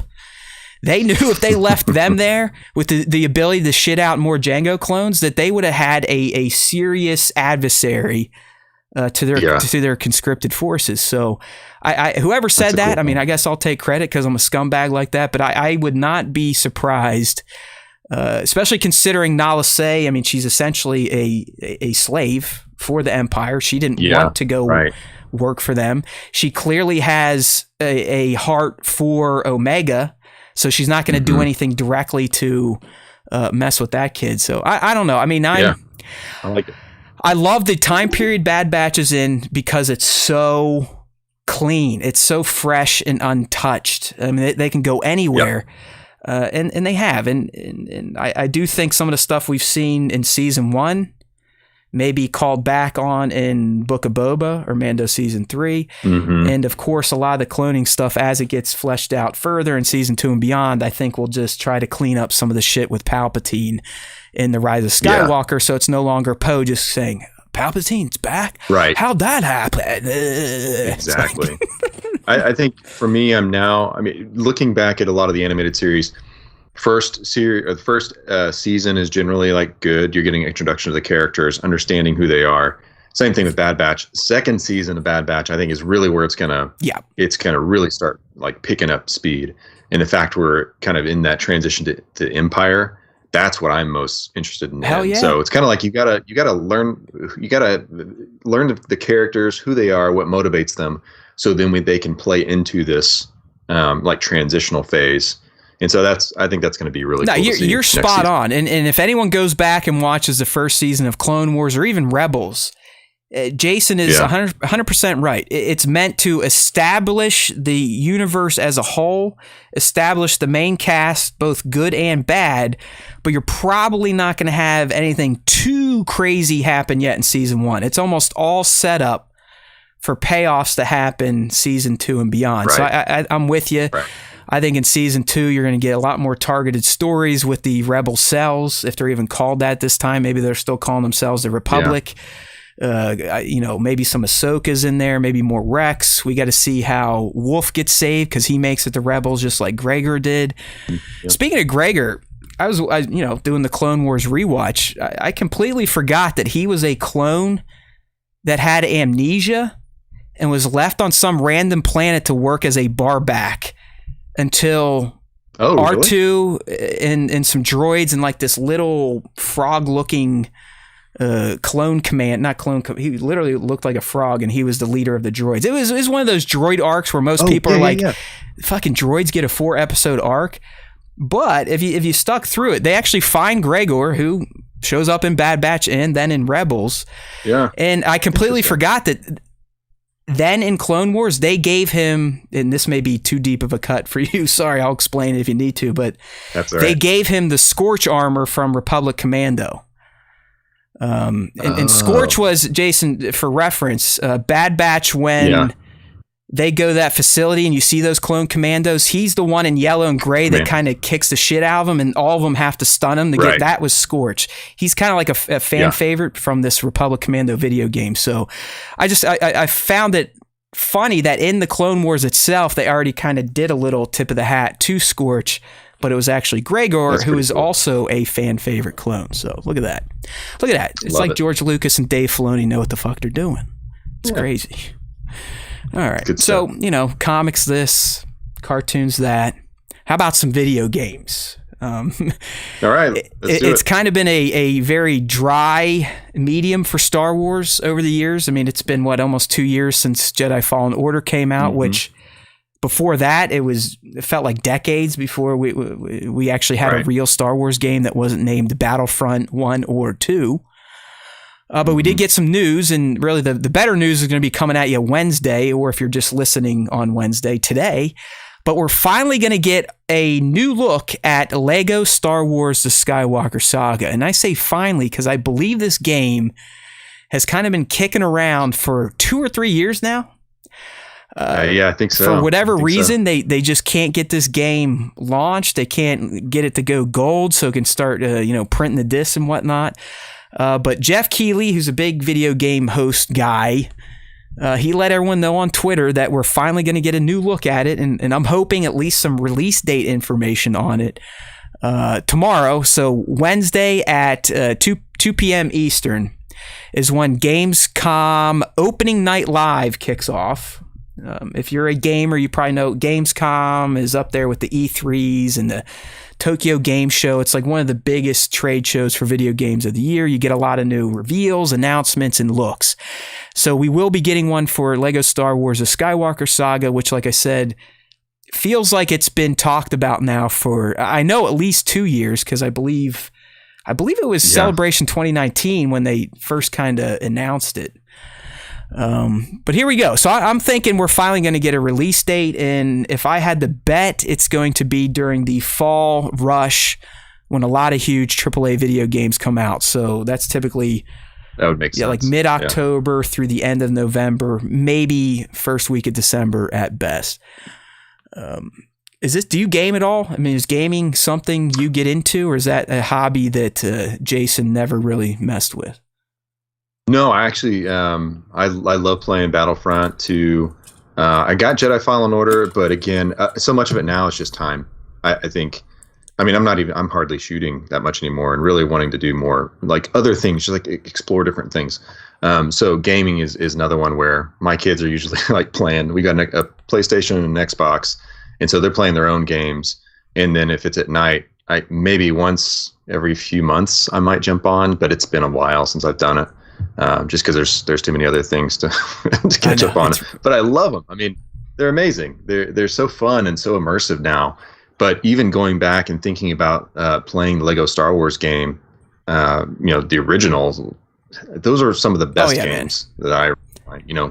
They really were, because you got the Lego cheekiness kind of playing off of the Star Wars mythos, and it was fantastic. Yep. I mean, you pretty much all the Easter eggs. You jokes, really don't even have to be a functional human to play Lego Star Wars games, at least the original ones. As long as you could hold a controller, you were doing something, if not falling off of ledges while your partner pulled you through. But yeah, it was a good time. And then they added voices to them and bigger cutscenes. And it really, there is a brand of humor with Lego animated projects. I mean, the holiday special they just did for Star Wars is fantastic. It's all on Lego. It came out last year. Highly recommended if people have missed it. But these games too. So this is a game that, maybe the kids, Jason, fire it up, throw it in there, relive all 9 Skywalker movies. You can kind of jump in between the timelines. Yeah, it sounds like, you could have Rey in Return of the Jedi, or Jedi Luke in The Last Jedi. You know it's Lego. You know it's going to be fun. You know it's going to be, I don't want to say compelling. You're going to laugh, and you're probably going to enjoy playing it with other gamers, if not family members, especially little kids. I think this is a great game for parents that game and they want to get kids into it. These games usually serve as pretty good vehicles for getting kids into the whole gaming thing. So tomorrow night, not tomorrow night. Well, for us, 2 p.m. East, 11 Pacific, 7 bullshit time. Is that what that stands for? BST? Bullshit time. And then CE. Gee, come on, just use all the North American stuff, my friends. Right? PM. That's right. EST, MST, or PST. All right, let's be real. Yeah, there you go. Aren't we the assholes though that fuck up the clock, right? Because isn't it like Greenwich Mean Time or GMT? Like that is like the legit time of day. That's what we should really be going off of. And we just changed it because we actually wanted to have sunlight during day hours and stuff like that. How dare we? It's all that daylight savings time stuff kicks into that too. All right, so I'm sure when Nick returns, if he does return, like I said, I fired him from the show. No, I'm just kidding. Greg. Nick is, I guess he's trying to practice being a mountain climber while he eats gummies from a Denver, Colorado fun shop, if you will. I respect that. Well, yeah, it's like his birthday. He bought himself like a sack of gummies right when he got to Colorado. I was like, hey, you take it easy here, pal. Leave me alone. If you've never had one of those before, you do not want to just jump right in. Make sure you read the directions. Yeah, really. But I'm hoping to get at least a release date on Lego Star Wars, Lego Star Wars: The Skywalker Saga tomorrow. I'm sure we'll throw it up on StarWarsTime.net, so make sure to get those browsers tuned to your favorite Star Wars domain. All right. What else you got? What's next? As we kind of head towards the fan segment, we usually like to cover any interesting news in the collectible space. This is Nick's least favorite segment, but I know you're a fellow collector, so you can probably feign some excitement for this next one. But last week, NECA and Rubies 2, which I believe Rubies is still under the NECA umbrella, but they revealed a new outfit, not like something you wear, like a new subsidiary, as they call it in the business world, called Denuo Novo. Did I pronounce that right?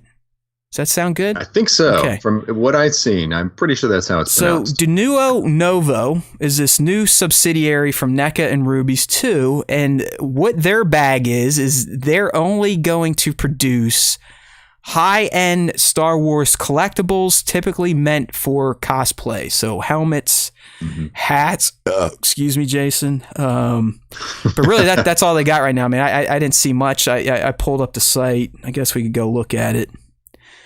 Yeah, it's pretty limited right now with the launch. But. And the shit ain't cheap. So Yeah. I would expect you're getting something that should feel like you just robbed the volume if it's like a Mandalorian helmet. Like you just broke in the Favreau's trailer and lifted this from his desk. Because, I mean, $700 is $700, right? It's a lot of money. It's a lot of money. But here's the thing. I think you're really going. This is not the people who cosplay. Like, well, I'm sorry, I shouldn't say that. This is for not the people who are makers who enjoy like 3D printing their own helmets and weathering and doing all that, because there are a ton of people in the community who do that and do it a great job, and you could get something cheaper than like the $700 for like a bucket. And so I don't think it's really for that demo. I think it's really more for the people who want to have something that's high end, is like almost like a prop, right? And they can either display it or they could even cosplay in it too, because they've got like. Here's their little blurb here, Jason. This is not a toy and is not suitable for children. This wearable article of costuming for adults is meant for entertainment purposes only and does not offer protection. Photography may vary slightly from actual product. Yeah. So definitely not a toy, but I mean, the cool thing is that you can find. Yeah, I was going to say, didn't you series. just get the Black Series one? And look at that thing. I mean, it's beautiful. Looks pretty damn good. I mean, it's beautiful. I love it. That's where I'm going to live, like in the $150 like max price range when I buy helmets and stuff for now. But I think this is a really cool opportunity, just to be able to have this and more higher end. Buckets that you don't have to finish. You don't have to buy a kit and then put it together. Dude, and trust paint me. it, I mean, I still contend I'm one of the original Star Wars cosplayers. I did it at Star Wars Celebration 2 in 2002 before cosplaying was even a term. Right. But, my mommy made my costume. But, I mean, at this point in time, if I ever wanted to get back into it, which I really can't because I'm short and I look weird in any type of Star Wars costume because short people typically aren't in movies. Except for Tom Cruise. But this is what I would do. I would spend the money to get everything perfect. You know what I mean? Like I can remember, I go back to 2002 and I was like, damn it, I wish I could just have the boots Obi-Wan Kenobi's wearing in the movie. Why'd I gotta like cut up my mom's cowboy boots and attach them to like hiking boots? It just doesn't look right. Right. This stuff didn't exist back then. I know a whole medium, a whole movement spawned from them with cosplay. And I think the last time you're on here, you're talking about a cosplayer that you bought a fogging machine from. So it's like they've kind of exploded and moved into their own realm of creating stuff for people. But yeah, if I had to go back to cosplay, I'd probably take the easy way out and the expensive way out and hook myself up with some of this De Novo gear here for, I think the cheapest thing you got is a $75 Imperial officer hat. Little officers. And then it goes up times 10. It's not. Yeah, it's not for everyone. It's if you've got the money and you want something high end, then that's perfect for you. Right. So. Yeah. Hey, I'm never going to shame anyone for spending money on Star Wars. I mean, I've got enough essentially to pay for my kids' first year of college on pre-order and sitting in my basement. So no shaming here. Now I would take the Shore Trooper helmet. Like if they want to send that over to Star Wars Time Show, maybe like 3, and then a guest that you've had on the show, you would be able to like give that to them. Then I would happily review it. So maybe that's something we could look forward to. We could contact them. I mean, do we know anyone at NECA? Yeah. I think we do. A few people. I think we do. So start working that angle a little bit. We actually got tagged on this one from a community member. So nice. Yeah, I mean, it's just it was one of those weeks where it didn't really get. I think Hot Toys showed off a new Scout Trooper from Return of the Jedi. Oh, right. It's like, okay, well, a lot of us just got the same set from Mandalorian. Now you want us to buy the same thing, but with a brown bike. Oh, you got him? Right here. How sweet is that bike? Did you get the bike with them, or I don't have the bike. Yeah, I didn't go for the bike, but this was good enough for me. So if they didn't have this, then I probably would have considered getting the Return of the Jedi version, because I'm sure it's the same sculpt. It's like slightly different weathering. You know, they call it forest weathering instead of, I guess, Navarro weathering. I don't know. I think that looks better, honestly. No, I just got mine too with the bike. The bike's sitting here. I mean, it's like the size of my face. I mean, it's so huge. Here, let me get it. It's awesome. This thing is so good. Ridiculously big. I just don't have space for it. Oh, you think I do? I mean, this thing's just like sitting on a table somewhere. Look at it. It won't even fit in camera. Look, the details are just incredible, though. Oh my gosh. Okay, that's enough. I saw like 1/6 shooter, Nate, and I think it was Sean. Yeah, Visual got one too. Those three guys, like, they opened up the bikes together or something. Oh, yeah, dude, I mean, awesome. the box is ridiculous. It's so big, but you're right. It's like, where do you even put that thing? It doesn't fit in a shelf. It has to go on the top of the shelf. But I've already used up all that space with my 1/4 scale TMNT figures. My Hot Toys Thanos is up there because he doesn't fit in the Detos either. It's like, what the fuck? Come on. Yep. Let's start hanging them from the ceiling. It's hard to keep up with. You can't keep up with it. It's ridiculous. Man. It's ridiculous. It really is. Like, I mean, in the end, we're all just a bunch of assholes, is what it comes down to. We really are. We're hoarders. We just hoard really expensive stuff for the most part. We have problems, and this is our AA. We're just like we talk about it. The problem, tell each other how good. The problem with our AA is it's just more enabling. It's like, no, you should get it, and like, yeah, you should buy this $675 helmet. It looks cool. Yeah, because it's going to go away, and it's going to be $1,200 next time you want to buy it. Yeah, it's terrible. I'm just glad Trevor's not on, because he's probably convinced me to spend at least $1,000 of my money on Hot Toy stuff, because he's like, yeah. Last week was the best. We were talking about CGI Luke Hot Toys. He's like, yeah, that thing sucks. It looks like CGI Luke, but then he's like, I'm getting it though. I was like, okay. I know, right? He's like, I'm getting it for the Dark Trooper prop. Then I'll probably sell Luke. I was like, okay, all right. I love that guy. So yeah, I mean, really, new toys. That was it. The new Novos out there. The limited items at this point. Seems like their biggest license right now is Star Wars, and I don't know if they took this on from another company or what, but it's a legit license. High end props. They're available right now. Hit up denuonovo.com if you've got some serious amounts of cash to burn. Okay. One little thing here, Jason, before we get into the fan segment, which is slightly reduced because I didn't feel like doing the fan question a week. It's not like people play anyways. But someone from the community reached out, and hopefully he doesn't mind me kind of blasting this on air right now. But at Pixel Rope DM'd us a couple weeks ago when I was out taking some personal time, just to let us know, like, hey, I came in possession of a bunch of new TVC figures from Hasbro, mostly from the Mandalorian line. And he's like, I want you guys to give some of them away because I like the Star Wars Time Show. Nice. I like the community, and I want to give back. And I was like, that's fucking fantastic, dude. Sure, we'll do it for you. So the giveaway has not started. I'm kind of announcing it, almost spitballing how we should go about it. What do you think the best way to do a giveaway these days, Jason, to actually drive people to the show itself, meaning YouTube or the podcast platforms, and not so much Instagram? I think anytime you have the ability for people to comment and talk about either maybe what they'd want to do with it, or to hear like what's the intention by, like, why should they win, or they want to win it for someone to give to them, or I don't know. I think there's anytime you're able to, instead of like, hey, like this video, right, like that's one thing you could do, but also beyond that, like how can you kind of get in some engagement, or if it's trivia or questions about certain things, like, finish this quote or caption this photo. I think those are really fun, and you can have people vote on them.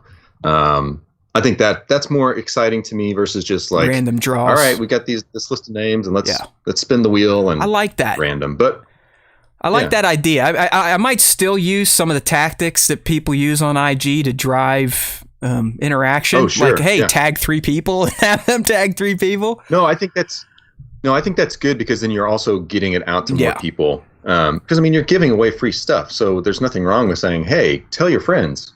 You're not. I mean, the only thing, obviously people are coming to you, but anybody can, unfollow you or unlike the photo after the thing's over, but they might actually enjoy trust the content. Us. So, our fans are the best at unfollowing us and unliking a lot of our content. We've lost about half of them over the summer because of probably some dumb shit I said about COVID that they didn't like. Who knows?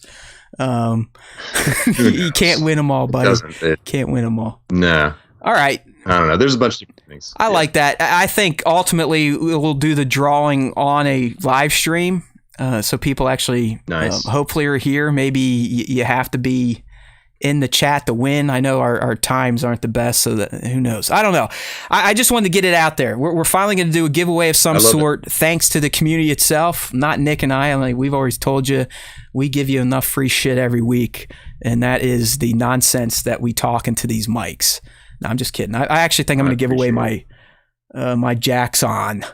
This guy here. Oh yeah.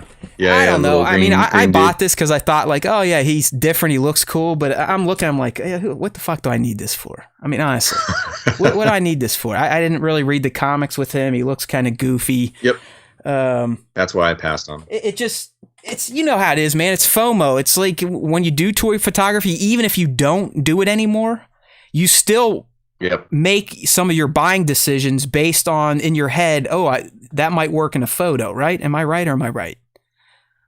You're right. Absolutely right. And it's stupid. And he was one of them. And I'm just like, why the fuck do I need? And now I've just reminded myself I need to go cancel all those Rogue One re-releases because that was another one. Like, their faces look slightly better. I need them all again. It's like, no, you don't. No, you don't. I did that with the Rebels, but I am going to get the Rogue Ones because Rogue One that's your movie. Versions because that's my favorite. I completely understand that, and I'm still going to get the Bodhi Rook because he wasn't available, and I think the Galen and the in the X-wing pilot. But I might give up on Andor and Jin and Baze and Qi'Ra because don't really need them. I could probably pay somebody the same amount of money to do decent jobs, or I could repaint them myself and they'd be okay. But I'll just have to see what they look like in your situation. I mean, you just sit there, wait around the mailbox, and there's a good chance that you're going to get the kid anyway sent over there to help drum up interest. So we'll see. Hopefully that's the case. So yeah, keep an eye out. We'll probably be, I would assuming dumping the main giveaway post on IG probably next week. I'm going to wait for Nick to get back and try to get him to do some of the lifting on this because. Sometimes I do too much, and he needs to pitch in. I don't know how you guys do it. It's impressive. It's impressive. But yeah, we're going to be giving away at least 3 TVC figures in new inbox from The Mandalorian. All right, and that again, thank you, Pixel Rope, for reaching out. I know you don't make the live streams, but apparently you like the show, and he's a fellow Pittsburgher, so I'm always down with the Yinzers, even though I haven't lived there since 1994. You will never remove the Steel City from my heart. All right. All right, man, let's get into that fan segment. Everyone's favorite, at least those that kind of get sucked into the live stream here. We are not doing the fan segment today. What the hell do I have a Donald Trump coin on my ads for right now? Get the fuck out of here. All right. I was not searching for Donald Trump stuff. I do not know why Google Ads is submitting these to me. Maybe it's because I've been asking all my apps not to track now. So it's just like, all right, fuck you. These are the ads you get. Probably. These are the ads you get. But yeah, we're here for the top 5. Top 5. This is my favorite. Star Wars featured artist of the week. I actually did double duty this week, my friends. So feel bad for me. Bust out those tiny violins. Because Nick, like I said, he's doing a spirit walk for real. Like I was like, Nick, you doing a top 5 this week? He's like, he's like, dude, I'm zenning out right now on the Rockies. I was like, all right, I'll handle it. So if you're new here, which I doubt there are many of you that are new, but just in case, the top 5 is a genesis of a weeks long effort by myself on Instagram at Star Wars Time Show to look at all the excellent art that the Star Wars community puts out. And typically I ask you to tag at Star Wars Time Show and use hashtag Star Wars Time Show. No, the hashtag is not an ad for us, as some of you say. It truly is. I know, yeah, hey, look, people look at it and be like, what's that? And they'll click on it. I'm being 100% serious. The tag and the tagging is to help me see your shit, because we all know on IG, it doesn't matter who you're following. You're probably not going to see their content unless you like everything they put out, save everything they put out. You're just not going to see it. Yeah. So the hashtag is mostly so I can see all the new shots every day. And I do. I go through every one, give you a like. Maybe they'll go right to a story. But if it's something that stands out, I will take it and repost it to at Star Wars Time Show. At the end of the week, there might be over 100 shots, 150. Nick typically will pick 5 of his favorite. So this week, I picked the favorites. Yes. It's kind of cheating. I already knew it was coming. So nah, not at all. I kind of had some of them were juiced, Chase. I'm not going to lie. It's like, this one's definitely going to make it. When I was sharing it, it's like, oh, this one's going to make this one. And they ended up making it. So that's kind of how to get involved. So if you want to get involved, make sure on Instagram you tag anything Star Wars related, art, toy photography, real ass paint, tattoos, cosplay, dioramas, digiramas. It doesn't matter. We're talking with the godfather of the digirama technique, by the way. I know all of you community members know that, but maybe some of you non-Star Wars toy photographers didn't. But this is the man that invented taking awesome looking Star Wars shots, kind of using digital screens instead of spending money on dioramas and the other good stuff. Made sense to me. All right. No, it's great. I mean, it's one of my favorite techniques, because there's no way my dumb ass is going to build some of the dioramas that, like, the plastic actions. Even Jason B. Michael's gotten into it. Visual Approach has gotten into it. So I know. No way, guys. Time-consuming. Yeah, no way, guys. It's like, I barely have time to even do portraits, so no way I'm going to try to build little worlds. But I love your work, everybody. All right, buddy. So let's go through this and see who made the top 5 Star Wars fan artist features for the week, running 8/17 to 23. All right. So like I said, Nick is attempting to climb mountains. So let's do this. All right. Up first, Jason, we have what I consider to be an extremely cinematic looking shot from at Gorgeous. Beto Lang Garcia, or at BETOLANGARICA.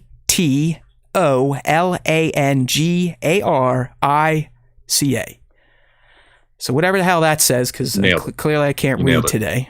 Beto Langarica. But what we're looking at, if you're not on the live stream, it's essentially a still from the Rise of Skywalker at the end when Rey returns and the 3 heroes hug each other, kind of in front of the Millennium Falcon. And did Beto not just fucking knock this out of the park? Completely captured. I mean, that moment, to me, if you like the sequels or not, just the end of that film, when you feel like, hey, this is like the Return of the Jedi, the end where we did it, right? We defeated evil. And so this moment here was really, really powerful. And just to have that moment of embrace, but also just the lighting, that mood and that emotion is just awesome. It's a beautiful shot. Yeah, it's got that warm lighting. The huddle, if you will, is kind of on the left third of the frame, right? Like it's right in that one of the rule of 3 crosshairs, if you will. Mm-hmm. I like some of the, obviously the depth of field, giving you a little forced perspective, so your eye typically goes right to the hug, but you kind of get the whole scene in the background, even though they're kind of washed out. It's a combination of the lighting. Looks like there's some atmosphere going on there. I don't know if it's post type of haze or practical, but it feels like a movie scene with toys. And I'm always blown away when an artist can really make toys feel cinematic, if that makes sense. Definitely nailed this shot. And like you said, it's so cinematic and so beautiful and so, like, to me, just warm, right? It just feels uplifting. Yeah, I mean, if you were sitting right here, I think I would hug you right now. Like, it makes me want to hug people, right? You'd hug me even without the shot. Of course I would. Of course. With that new camera you're using, I mean, geez, look at this. Anyone else notice that? I mean, It's a shame that we use black and white over here because it takes care of a lot of issues, especially when you bring in guests. You don't really have to worry about lighting and resolutions. Yeah, I know what you mean. But I can see Jason in color, and it looks like I'm watching him on a TV show. It's so professional looking, like the lighting, everything, the clarity. It's amazing. I'm borrowing it. Just to make it clear, I have not purchased this yet, but I was just testing it out for the show. It fucking works, man, because it even auto focuses on you perfectly when you go in and out of its. It'll catch that. Look at that. That's pretty sweet. Is it similar to? Have you seen? I don't know if you watch a lot of sports, but they've started using like ridiculous cameras. Football, basketball that makes it look like you're almost there because of the depth of field you get, the clarity of the image. It's insane. And I feel like you have one of those right now. It's awesome. It's just a Sony Alpha 7 III, A7 III, and it's just a nice DSLR camera. So I need to upgrade, and this is probably what I'll upgrade to. So it's nice. You Sony guy now? Canon. All right. Ooh, no. You're leaving the Canon family? Probably. We'll see. TBD. I'm just doing my research right now. Well, it looks great for live streaming, if anything else, and I'm sure you can take it. I'm sure you can take a decent toy pic or two with it. I like to try. So all right. So anyway, this shot. Yeah, back awesome. to Beto here, and not us. Sometimes that happens during the top five. Just bear with us. Hey, look at that, Jason B. Michael. He joined just in time. We were just talking shit about you, Jason B. How's it going, buddy? But anyways, please check out at Beto Lang Arica. And I'll spell it again. BETOLANGARICA. I think a fairly... Probably Beto Langarica. Yeah, Beto Langarica. All right. But a smaller account. What I like with Beto, I'm on his page right now, Jason, just in case. Also, yeah. He provides, it's almost like a color palette on the first shot to underneath the strip to show the colors used in the shot. I don't know what that means. I'm kind of dumb when it comes to this stuff. Do you know? I don't know. I like it too. It's neat though, right? Like, because I mean, if you look, like even his Bespin carbonite room shot, kind of the same thing. You go from the darker to the lighter shades used in the shot. Either way, produces some good-looking toy photography using Star Wars figures, so make sure to check him out. Give him a follow if you have not already. Yeah. Good stuff. Up next, and I know there have been kind of, I guess we'll call them comic books before using toy photography, but this one from at Fun Size Jedi, Jedi, is, I don't know, I really appreciated this one, and it's kind of like a 3-layer shot that tells a very brief story of, it looks like the heavy Mando and our buddy Din reconnecting for the first time after their season 1 episode 3 theatrics, where the heavy essentially saved the day and then rocketeered up and said, "See ya, buddy," gave him the wave off, and Din was like, "Damn, I want a jetpack too."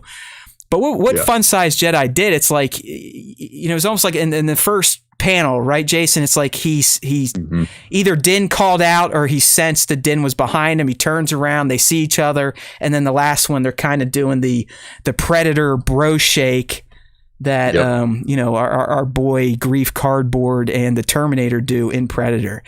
It just, I don't know, man. Don't you feel like you can almost? I feel like I'm in this city street watching this play out between these two.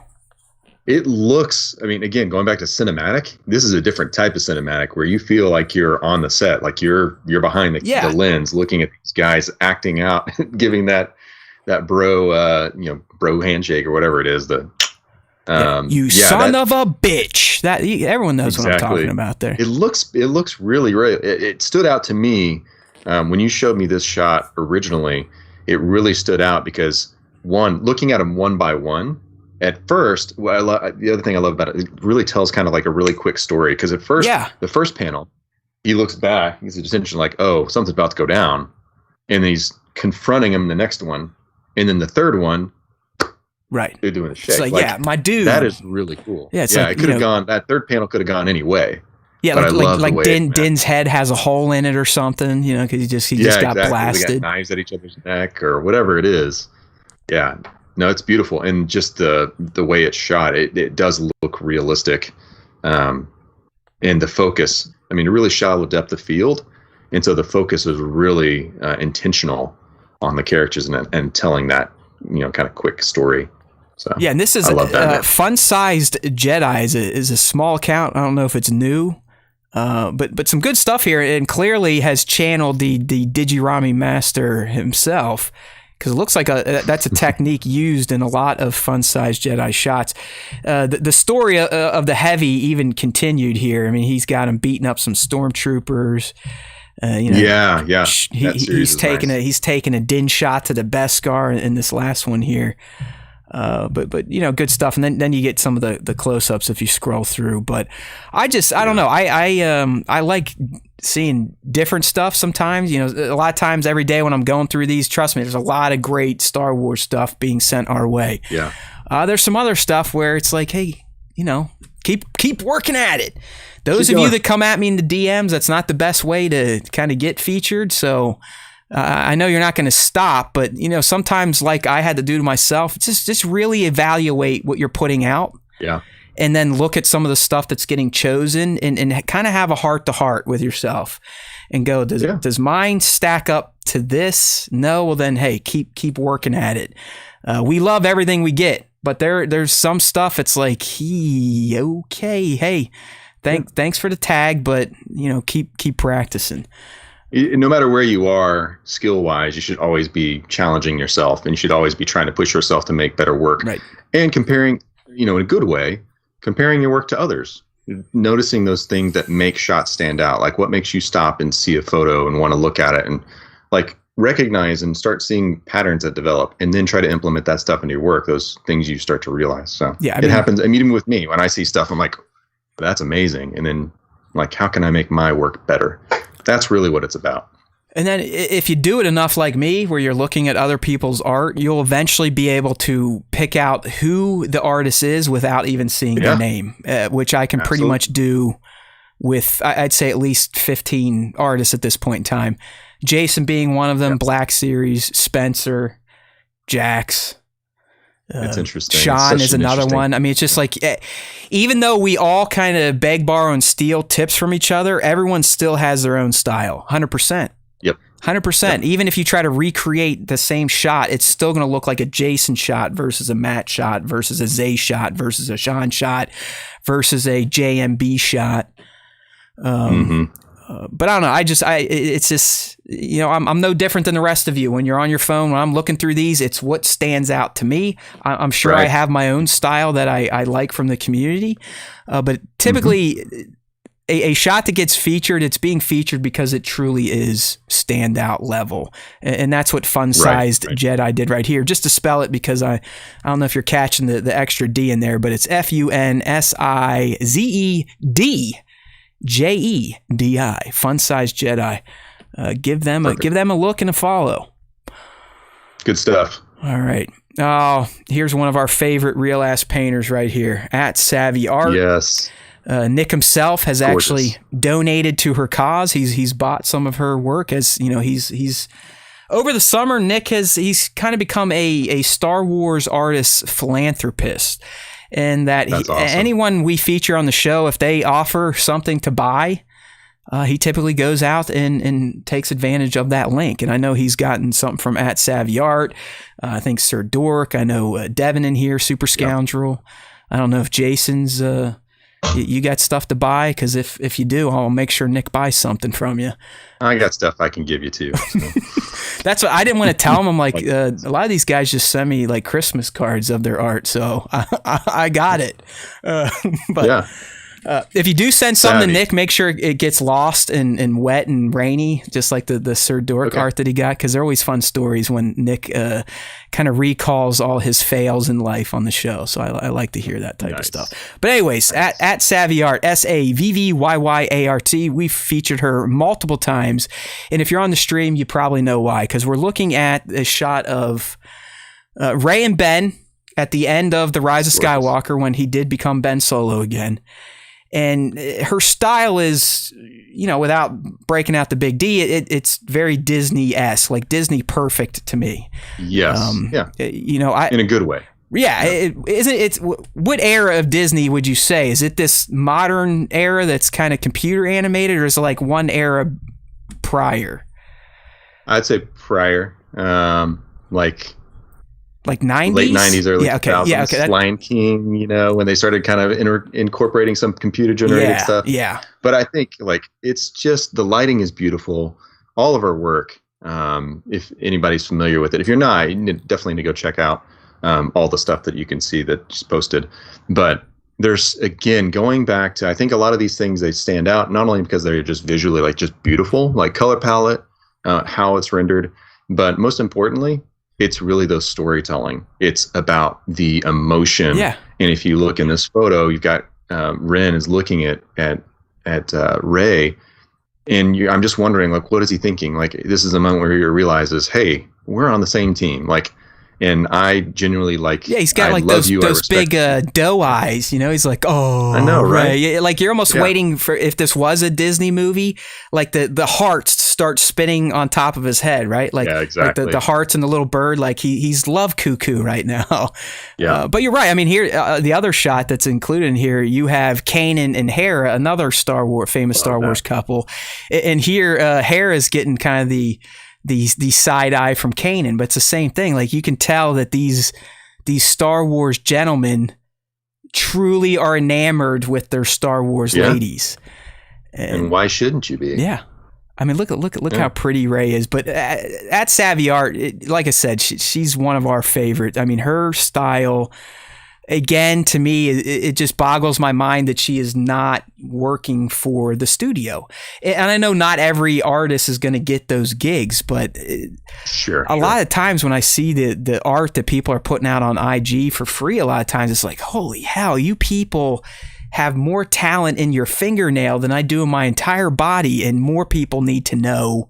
You need paid for this skill, and at Savvy Art is one that I just feel like, please, this girl should be getting paid for her excellence, because I mean, I'm going through her page right now on the live stream. It's just so much, just beautiful stuff. Much just beautiful art. It has that Disney feel. I know Disney fans would love it. Star Wars fans love it. Truly a talent in the community, and we always hope the best for at Savvy Art. I know her audience isn't quite as edgy as we are, so the one time she shared the segment, she's like, just be wary, they swear a lot. I've done my best to not be usual Matt during this top 5, especially during Savvy Art's segment here, because I really am a huge fan personally of what she does. So good. All right. Who do we got next here? Oh, look at this. Look at this. We've got the most recent Star Wars art from our guests. That's right. We've got Plastic Action's most recent creation. It looks like he's using some land speeder Luke action in there with that new Rebel bunker that he sculpted out. I know people are, I don't know if they're getting from Bat's store over here or right from Luke's Patreon, but what Jax did, I mean, this is Jax for you. Like I said, he tries to infuse a little bit of humor in almost every shot, but we see Jedi Knight Luke with his little trainee Grogu. Grogu's like mid backflip with a little yellow lightsaber, training with the remote, just like Luke did when he was young with Obi-Wan.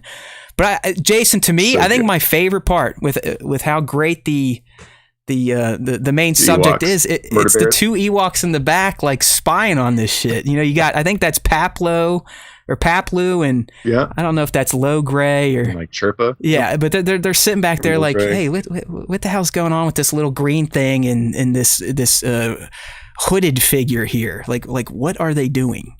And can we play? You know, that's, it's like, awesome. Can we get in on this? Yeah. I think that's, again, like when we go back to Jax's interview when we were speaking with him earlier, I think this kind of goes back to really his signature. One of his signatures in his work is like the detailed nuance, the stuff that you're going to see at first. You see, okay, you realize it's Luke, it's Grogu, it's a training droid. But then you sit on it longer, then you start discovering all these really great, beautiful like Easter eggs or funny moments. And I think that's really one of the many signatures in Jax's work, where it's just like, that's brilliant. You can stare at this thing and you're going to keep finding things that are add more layers to it. I mean, you do that too. Jason B. Michael has gotten into that, where you can spend a few minutes looking over your shots, and it's not really just the main subject. It's like, oh, look, Jason, he weaved in a pork again like he usually does, or there's a pigeon over there on a piece of pizza. That shot that Visual Approach did recently, where he had Boba Fett like hanging in the palace eating pizza with Dangar and the other bounty hunters, and he's got his leg up on Solo and Carbonite. It's just hilarious. Yeah, man. That's why you guys are the true champions. It is. You get the story told right in your face with the main subject, but then there's multiple little tales going on in the background, which I appreciate. So. And obviously it's masterfully executed. The focus, the composition, and then you've got kind of that practical, the practical portion of the ground, the bunker, that Dio piece. And then I think for this piece, if I recall, he used Digirama as well, like for the back. And so just again, that whole marrying of all those elements works together to make this piece. And it really does kind of take you and transport you there in a way. I mean, it sounds a little silly, but when you're able to spend that time to kind of build that scene, it really puts you in a different context and makes you feel like you're actually there experiencing what's happening. No, really artsy. And I get that. It's like I said, I mean, a lot of times when I would get to a shoot, it was more like, okay, 2 hours on the clock, go. Right. It would kind of be a mad rush. Like I got new figures. I want to get pictures of them. I don't have time to plan out anything intricate. And that's kind of how I got into my style, which is mostly portraits or tiny little portraits type of scenes. And that's fine. But you do see those that, kind of put thought into, hey, I have time for a shoot today. And they actually chart it out, write it down. That's where you kind of get these next level stories being told with toys. And it is, it's a time thing. It's having the imagination thing. I know it was funny. I was looking at a lot of Jax's posts, and almost every comment is, what camera do you use? While I believe my friend right here proved that, you can take great shots with iPhones too, but clearly DSLRs are always going to make them look that much better and more professional because of the depth of field and all the other settings you get with a DSLR versus a smartphone. Yeah. Camera is ultimately the least important thing when it comes to this hobby. It's the last thing, really. I mean, its eye is what you're trying to please, but it's not what makes the photo good. It's your brain. If anything, it should be like what lens are you using? Yes. Versus camera body. Exactly. Lens can definitely impact how a shot turns out. But like I said, ultimately it's the vision and the execution of the vision that can produce some of the magic out there. So I know everyone thinks if you get a DSLR and a nice lens that you're going to be the next 162,000 large toy photography account. It's just not the case. I'm sorry to burst your bubble. Okay. You know that. I know that. Yeah, it just ain't going to happen. So give up now. But you got to follow your passions, like Jax is saying. There he is. Our boy, the Plastic Ballers himself at Plastic Action. I mean, anytime he throws up a Star Wars shot, just like Jason, Zay, JMB, there's a lot of you Visual Approach. You're probably getting featured on this show, or at least on our account, because I'm a fanboy. I'm not afraid to admit it. I'm a fanboy within the community. All right, I think this is our last one, and maybe my personal favorite of the week. Yeah. The moment I saw it, Jason, I got exactly what at Kingdom of Weird was going for. I don't know if you did, but the moment I saw this shopping cart full of all these little Star Wars 375 figures, I was like, that motherfucker just did an homage to the opening of, I think it was Jackass 2, where they ride down that hill in a shopping cart, literally getting shot with debris and cannons and all sorts of shit. I'm cracking up just looking at it now, because isn't that crazy? I mean, it's still even that as like a poster or a moment, for in time, how iconic that is. And I watched a few, Jackass episodes and stuff, and didn't see that movie, but I remember the the promotional stuff. Yeah. And it's so funny because that was an immediate connection. And it's just a shopping cart with a bunch of people in it. But he absolutely nailed it. He did. It's perfect. He did. I mean, you got Grogu and R2. They're on like the under rail. You got slave Anakin and Mando and 3PO. They're in the front, Rey's in the back. You got hell. He's even got Tom Wee in there. Watto. Sheev is back there. I mean, I guess that is the beauty of Star Wars 375. Sometimes they're a lot smaller. You can kind of cram more into a prop. But at Kingdom of Weird, and even on our share of his shot, some of the comments were, hey, this reminded me of Jackass, because I believe in Andy's actual post he puts his caption was, hi, I'm Johnny Knoxville and now this is pod racing. But he didn't even need to give us the caption because he did so well at the setup. I mean, it looks like we got some practical fire back there. You got the Ewok hanging onto the side. I mean, like I said, the first time I saw it, I was like, holy shit. This reminds me of when I lost my shit laughing at Johnny and the boys going down the hill to open Jackass 2 and just getting the shit kicked out of themselves. Yeah, absolutely nailed it. I can tell. It's always fun when you think when you're looking at someone's photos and you are just thinking, man, they had fun with that. Yeah, they really enjoyed putting that together, and you can see that in the work. And obviously with this one, that immediately was like, that looks like a lot of fun. And the choice between like which characters were going to be used were probably like Wade, like which ones are going to be ridiculous. Having R2 and Grogu at the bottom of the cart. Like little Anakin's looking down at the ground like, oh shit, when we're going to crash, where Din's looking forward like, yeah.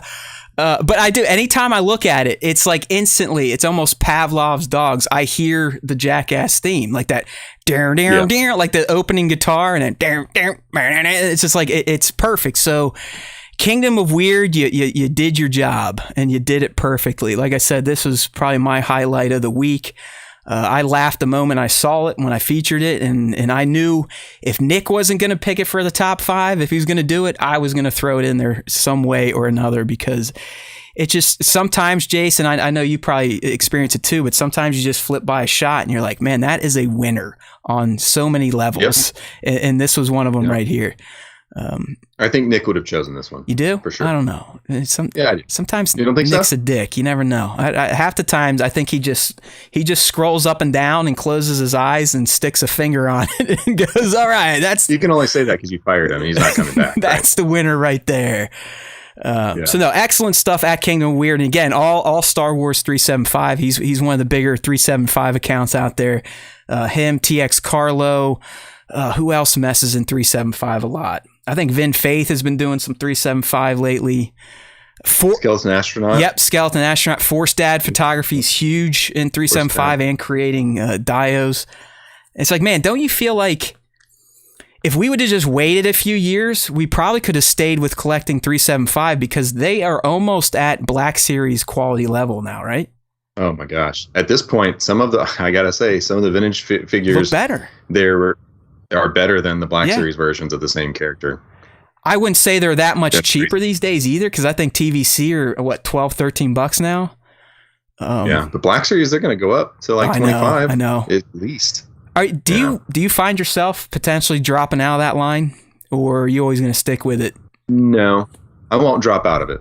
I'm not collecting as much just because there's too much to keep track of, and I just I can't spend that kind of money. And there's other things I like collecting too. But no, I will always continue to buy Black Series as far as I can project it in my mind right now. Like, I don't want to leave it because there's so much fun stuff. I talk a big game, like I'll be able to walk away. And this year alone, I've probably already spent way more than I need to on Black Series, considering the Hot Toys finances I got going on right now. But I do remember when I was only a 375 collector. I mean, all the way up through Rogue One. 375. I mean, I'm looking right now. And that's when I was still a keep it in the box guy too. But I've got clear plastic totes full of 375 Rogue One figures sitting right next to me.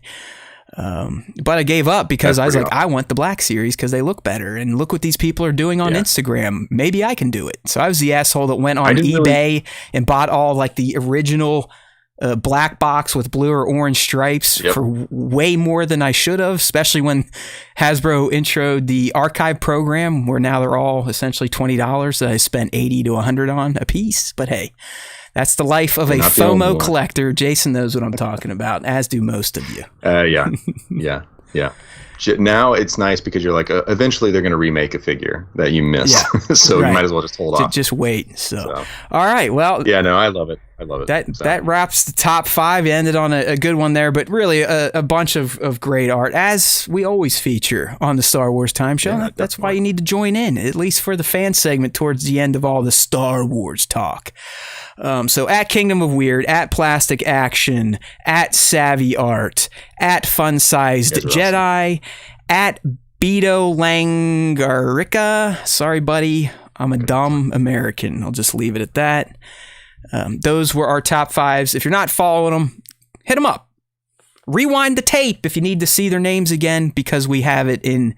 It's in Star Wars Time Show lore at this point in time. It's in the archive. You can find it. All right, everyone, I got to get my co-host out of here because he's got a life too. Got to take care of little kids. I know I do. My wife's been sending me texts like, I need to go back to work. Can you please stop this shit? So that's time. It's the end of the show. We made it. Yeah, all right. Yeah, no more hard cut. No more bullshit in here. But no, in all seriousness, Jason, thank you, man. I mean, maybe we'll do it again when Nick takes a break, or I like having a guest host, like I said before we went live. Makes it more fun, doesn't it? Plus, you always, you have a perfect podcast voice. I mean, he has, in the industry, Jason has a radio voice and a TV face. So he's got the kind of the best of both worlds here. But no, you're too kind. You're too kind. He's a good guy. One of my favorite members of the community. He's at work more or less on Instagram. I'm sure most of you are following him, but if not, hit him up. He's also a designer by trade and does some real cool stuff. I mean, this guy definitely has a lot of creativity in his DNA.